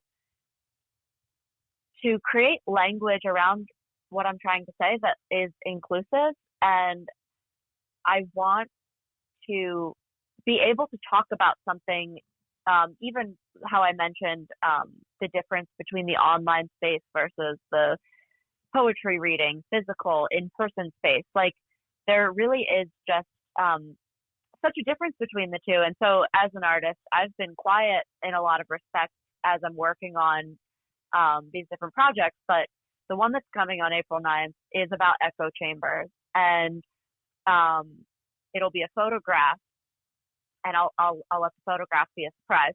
But we're going to have 5 liberals, 5 conservatives look at this photograph, and then we'll film a roundtable discussion of their feelings on it. And the photograph itself is pretty transgressive, I think that I'm excited about it because artistically it's so interesting. It has like this minimal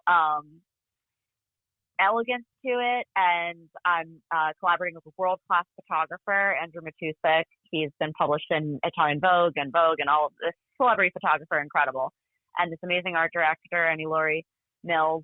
She's worked on TV shows and films, and we're creating this image together. And I'm just excited to have this conversation about echo chambers with a fair representation of both sides.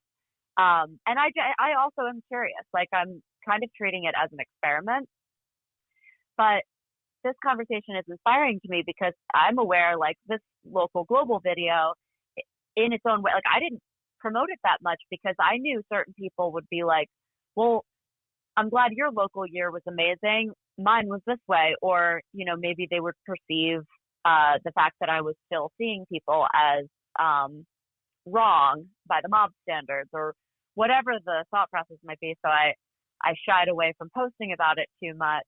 Well, I'm here to wreck your plan. Sorry. I didn't know that was the plan. Okay, sorry. Well, I'm now rescinding the plan because after I did the performance, it just got worse and worse and worse. And that's when I started being proactive instead of just looking at my network and saying, who's going to cancel me? I started saying, who is speaking as a moderate, including dialogue, including voices who are different from their own. And maybe not even changing their own opinion, not changing their principles, because I think it's beautiful to have your principles, whatever they might be, if you can defend them well, and if they, you know, lead to a flourishing life, community, political society. And how do we even find those truths and principles without debating them? Half of the best ideas I've come across have been from conversations with people who are in complete disagreement with me in terms of my principles. So I just am like such a defender of searching for truth instead of approaching a topic as if you already have the truth. Like I love leading with a question, and it's so enriching. So I'm in some ways I'm excited, but I'm also scared because I've committed, like all of these things are in the calendar, these shoots and this event. So it's going to happen, and we're going to see whether or not I get canceled. Well, you know, and if you are canceled, can I tell you what's good that comes along with being canceled is just that beautiful experience of empathy and to begin to understand how just we live in a world of abandoned people. And most of all of us have lived very charmed lives. Have you read the book Spectacle? I have not. Do you know about it? Putting it on my list. Oh, my gosh. I've heard of it. It's just about a man that was a black man that was placed in a cage in the Brooklyn Zoo, I believe, Bronx Zoo. It's been a while since I read it. And they sewed a tail onto him. They used to do this to Filipinos they would bring here too as well to the zoos in the early 20th century. Well, this guy, actually, you know what? I'm looking at my bookshelf. I'm going to grab it. Hold on. Talk to yourself, guys. Hold on. I just going to take me 2 seconds. I've never done this before. Okay. But this book, everyone, I don't want to get it wrong. Hold on. While he's finding the book, I can tell you where to find me on Instagram. My artist name is Xeah, but it's spelled with an X. So it's Xeah. On Instagram, it's Xeah.music. And I'm also on Facebook. So I mostly... Or Dak, Jason? I didn't approve a commercial. What were you selling? Were you selling my pillows with the code Xeah? Use the code Xeah for deep discount. No, it's the code Jones. Okay. Okay, you can promote. Did you get it out? Did you get it? I no, I was just filling the silence. Okay, so here it is called Spectacle. It's on this man, Ota Benga. And this is something I would love to see made into a movie. He ended up killing himself, going out into the woods in Virginia and killing himself. But these black pastors got him out of the zoo Imagine this, watching family, robbed from your family, robbed from your friends, brought to another land, thrown into a cage, people looking at you. Unbelievable. Now, we'll never know what that's like, right? Right. But you may be doxxed or destroyed, or for me, people will call me all sorts of names that don't even know me because of my politics. That's just bizarre. And then whenever that happens, I'm like, that doesn't feel good. Okay, this is how people feel every day that are slandered, you know? And then I better watch my mouth. I better make sure that I never say something hurtful and cruel and untrue about somebody to gain political points. Anyway, Spectacle. It's about Ota Benga. Everyone, I need to read this book again. But Who's it by? It's by Pamela Newkirk. Okay, and it's really one of the best books I've ever read, although it's really hard to read, and it's heartbreaking. But when we go through being doxxed or destroyed or canceled, they cannot cancel us, okay? You know, it's painful, but then you just go, oh, wow, this hurts. This isn't nice at all. Like, this is unpleasant. Right. Especially, you know, and I think we're very close to the victims of the cancel culture being deified. I just really believe that. Where the people, I think we are, I use this word, and I know it offends people because they don't know what the word means, but I think we're about to see a return of liberalism. My mission in life is to conserve liberalism, which is the idea that people are free to think and express themselves the way they want. I don't mean leftist ideology. I mean classical liberalism. And I think that we're approaching, because this cancel culture, every day I say, can't get worse, and it gets more absurd every day. Adam Carolla said recently, white supremacy doesn't mean what it used to be. Today, all it means is you're someone not calling other people white supremacists. If you're not calling other people white supremacists, then you're a white supremacist. So you need to get out there and start calling people white supremacists, so people know you're not a white. I mean, we're living in that world where we call people the most vile things that aren't grounded in truth at all. And I feel sorry for the folks that are engaging in that, and they're going to have to look back at the rest of their life and say, I was swept up in an enthusiasm and said and did very vile things. Yeah. And Jason, the reason why I'm picking the echo chambers as the thing to make this transgressive art about is because I genuinely, these are my friends. these people who, you know, you're saying like are swept up in it, and in a way you feel bad for them. Like, I know the way they think, and I know that if they really knew what they were doing, they wouldn't do it. But the thing is, they just don't know because they're in such an echo chamber. And I have had to look at my life and think, okay, like the fact that half of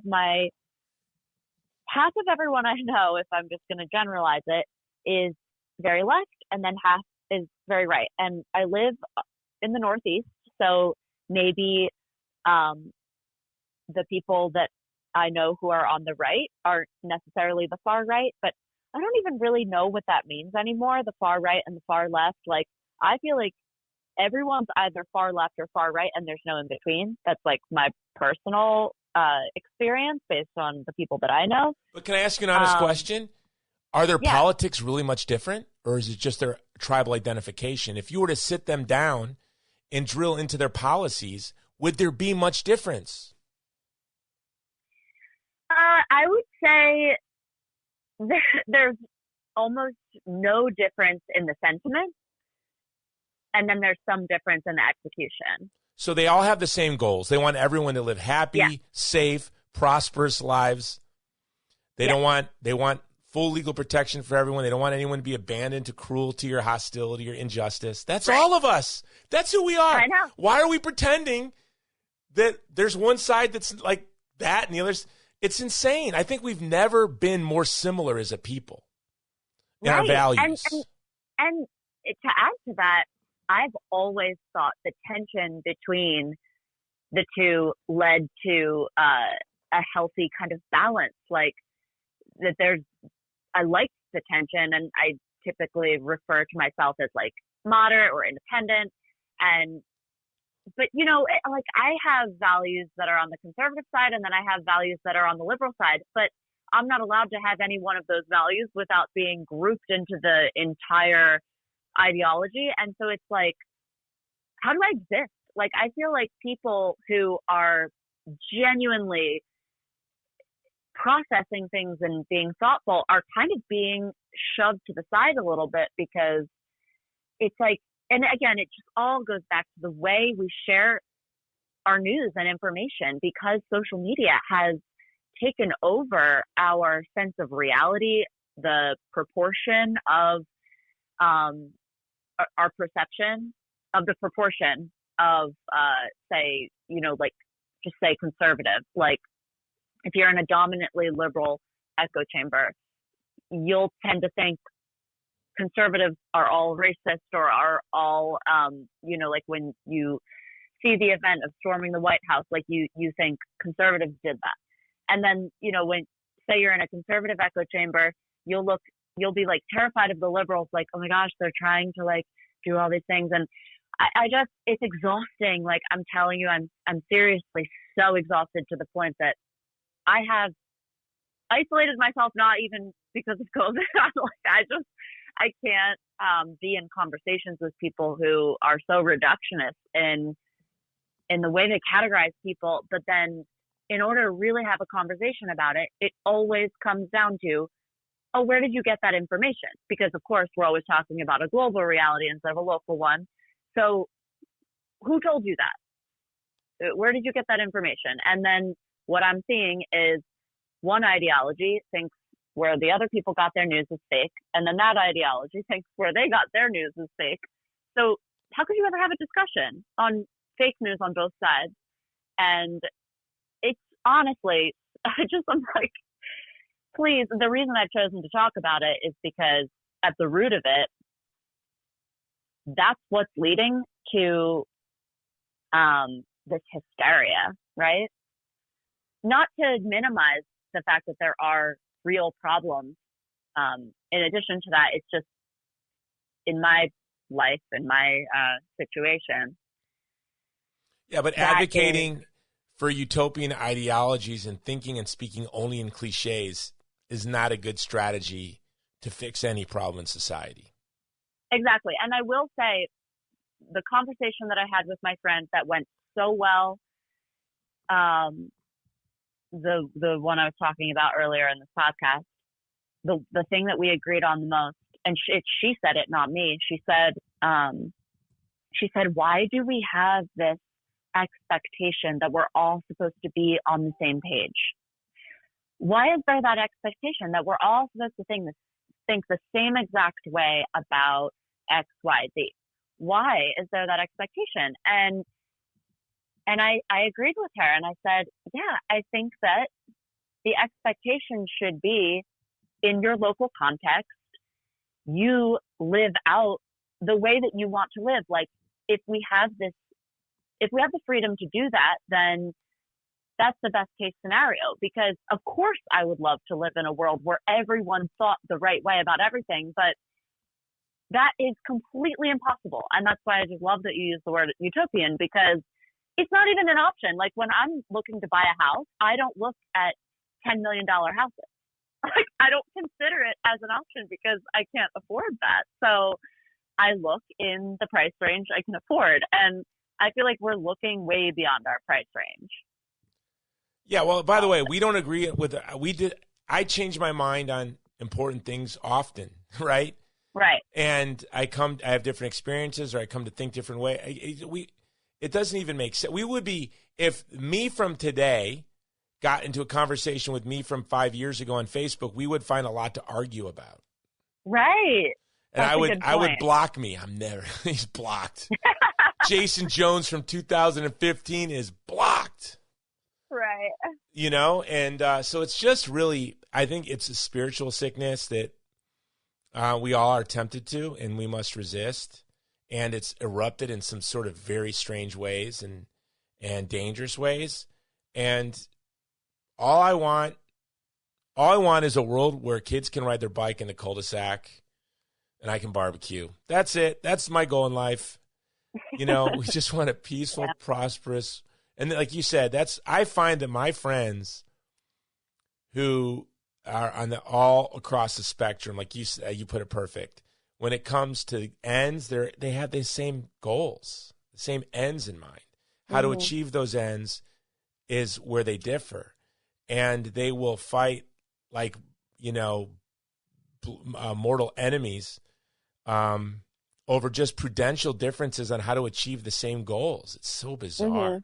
And so now I think I am very hopeful because things have become so dark. Not that the skies aren't going to get darker and the seas won't rise higher, but I do think the storm will be breaking soon, and the seas will calm down because they must. And I do think that's the Christian witness in the midst of all of this. Is I had to do an operational pause for my organization. It's like, what are our goals this year? Food security, advocate for, the groups we're advocating for, da-da-da-da-da. But then also it's, we're not going to attend every fight we're invited to.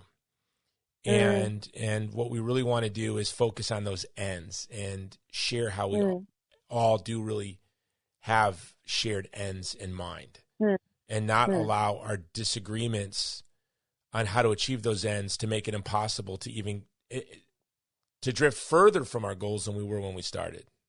Yes. And, I've been thinking about this year as a case study for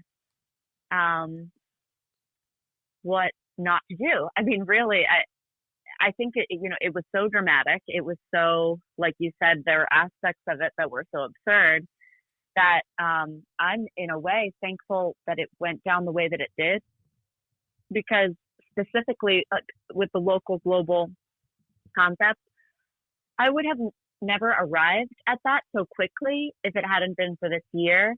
And even the willingness to be canceled, I probably wouldn't have put my name on a list with the way that I am right now. Like, I'm preparing to make the art that I'm making regardless of who's listening. And I always knew that I was on that path. But again, as a highly sensitive person, I'm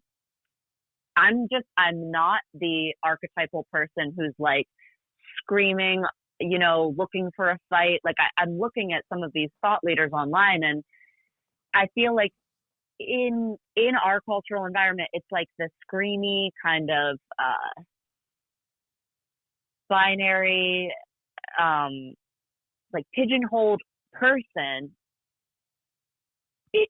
They seem to win, and that has been frustrating for me because I'm quiet, I'm intellectual, I'm very slow to get behind something. I do a lot of research, I do a lot of thinking, and I'm nuanced. And so I think, like, in some ways as an artist, I feel like my voice has been drowned, or I have noticed that, like, I'm not going to just say something off the top of my head if I'm going to get canceled for it, unless it's something I really want to go to bat for, right? So I think that in a way I'm looking at the positives of the year and saying, this is how it always was, just now I can see it. It's not invisible anymore. It's become stark. I'm excited. I think it's going to be a very fruitful year. And, as artists, I am an artist of sort, I guess, as a filmmaker, I always say we're either grounded in the transcendent or we're selling soap. Either we're grounded in the transcendent or we work for Madison Avenue. That's it. Those are the only two choices. And if you're going to be a soap salesman, an ad salesman, if you're going to write radio copy, ad copy, just admit it. But if you're not rooted in the transcendent, if you're consumed by the spirit of the age, you're just a salesman. You're just a shyster, really. And I've noticed, your stuff, especially, we didn't get into it, but your fascination with chastity and nuns, and you're not even Catholic. And your art is so cool, and it is so rooted in the transcendent. It gets through the muck of the spirit of the age. But now I think we have 2020 made it all clear for us that, there's nothing edifying about reading, writing, or listening to ad copy, unless it's me trying to sell pillows, which is amazing. My pillow commercials are fascinating. Yeah, I mean, it's a conversation for another time. We could have a whole conversation on the artist turning herself into an ad. Like, that has there's so many layers to this conversation, and I know we've already been talking for a long time, but we ended the show an hour ago. Oh, we did? No, we didn't. I'm saying an hour ago. I'm like, okay, I think we're wrapping it up. You know, my wife is in New York City caring for her father with COVID. His name's Ray. Pray for him. He's a great man, but he's battling back. So I am responsible for homeschooling, food, dinner. So I have to cook dinner. You know what I'm going to cook tonight? What? Chick-fil-A. Are you going to get it or cook it? No, I'm going to get it. I mean, I'm not cooking. I don't cook. Like yesterday it was pizza. Tomorrow will be Whataburger. When my wife comes home, my kids are going to be really overweight. Oh, Jason, well, thank you for having me. This is a lovely conversation, and I'm just really inspired by the way you've created your tribe. I love my tribe. It's a beautiful tribe. We're scapegoats standing together so no one is left out. Where no one is cold, lonely, and we live in something that you get. And I know we didn't get into your accident and what went along with that, but those of us who've experienced, sorrow, pain, suffering, depression, heartache, which is actually all of us, right? Every human being that walks the planet. And if we can tap into that and know that all of us have just had a little taste compared to what others have suffered. Mm-hmm. My friend Nick Vujicic said something I've never forgotten. I say it a lot in the show, but do you know Nick Vujicic? He has no arms or no legs. One of the most sought after speakers in the world. Yep. And was born like this. He tried to commit suicide. And while he was underwater in his bathtub dying, he had a vision of his mother seeing him dead. And he fought to get up. He fought to give up. And he get up, and he did. And something he'd never been able to do before. It was always his fear that he would slip and drown. He got up. And we were speaking at a tent revival in Mexico. And I heard him say, I was always saying to God, God, why don't you, I want arms, I want legs, I want a hand up. You're never there, Lord. I'm asking you for a hand up, but I don't see you. And he said, and he heard God say, if I'm not giving you a hand up, it's because there's someone you need to turn around and look to and give them a hand up. He's like, but Lord, I don't have any hands. He's like, you do. Turn around and look how many people you can lift up. And Nick has lifted up how many people? Chills. Huh? How many people? I seriously have had so many chills just in this conversation. I have to go back and journal all the different things that you said. I love how you speak in images. Well, I've just been blessed to be surrounded by artists like you, and I just share your stories. And that was Nick's imagery that I'm sharing. And but that's all of us, no matter what we've experienced. The darkest experiences that I've ever had, I've learned now to tell myself, take a photograph of this, journal it, remember this, never forget how I'm feeling right now. Because to know every day someone's feeling just like this. Right. It's only going to last for a time for me, but tomorrow there'll be 1 million people feeling just like this. So that's the age we're in, and they're trying to divide us in so many ways, and we're not going to let them. No. Amazing. Well, thank you, Jason. Well, thank you. Now, let's say it together. Xeah. Xeah. It's a cool name. Now you got. Thank you. Jason is just boring. Although I let the people in my house to turn the world upside down. So thank you for turning the world upside down. And I cannot wait to maybe we'll have you back on in middle of April, late April with your new project, please. And we can talk about that. I'm going to be so excited to talk about that. All right, I'm going to wrap this show up. You go tend to your fire, and then I have to go cook dinner, a.k.a. drive to Chick-fil-A. All right. All right. Later, Jason. Xeah, God bless. All right, that was my dear friend Xeah. That was one of our longest interviews. When I talk to my friends, sometimes it starts out kind of strange, and then it becomes just us as friends talking, and that's what happened to this show. So I am glad you made it this far. I'm glad you listened to the whole show. You got to go into the show notes where you can listen to her video, watch her video, Monster, millions and millions of views. Also, you can see her 2020, A Local Year in Search. It's a poetry film, and it's beautiful. We talked about a lot in this show. We talked about Wendell Berry, Renee Girard, cancel culture, and so I hope you took notes. You got to read Wendell Berry. You got to read Renee Girard. Definitely go watch Renee Girard's lectures on YouTube. It's I do all the time. One of the things I love most about YouTube is just watching lectures from professors that have passed sometimes decades ago, but their lectures are still there for free. And I can't wait for Xeah's new project. When she has that, we will have her back on. She is really one of the most talented people I know. Writer, director, music, TV, film, poet, an artist. And she's a guest we're going to have on more. Remember to support our sponsors. Of course, Movie to Movement. Movie to Movement, promoting a culture of life, love, and beauty through the power of film. Our new movie, Divided Hearts of America, was just on pay-per-view, but now is streaming everywhere. You can go buy it at Amazon.com, Google Play, wherever you download your films. Divided Hearts of America is there. And the Vulnerable People Project, go to thegreatcampaign.org. We talked about standing with the vulnerable. Become a monthly donor. Any donation of $20 or more, you get a copy of my book, The Race to Save Our Century, 5 Core Principles to Creating a Culture of Life and Love and Beauty. You can get our book for a donation of $20 or more. But when you donate just $5 a month, we know you're on the team. We know you're on the tribe. We'll communicate with you. So go to thegreatcampaign.org and join us as we stand together with the vulnerable, defending the vulnerable. And, of course, MyPillow. Go to mypillow.com. Use the code Jones for deep discounts for all MyPillow products. You need the pillow. You can wash it. You can wash it. It holds its shape. It doesn't get hot. You don't have to turn it back and forth all night long. The Xeah Dream Sheets are a dream. And the mattress topper. If you have a lot of kids, you need that mattress topper. Not just for the mattress.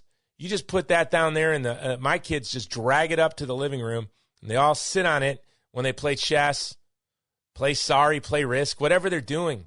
They're doing it on the mattress topper. My only fear is they're going to spill Kool-Aid on it. But probably I don't have to worry about that. My wife doesn't let them drink Kool-Aid. I would let them drink Kool-Aid. Until next time, it's the Jason Jones Show. This has been the Jason Jones Show, powered by Mudhouse Media.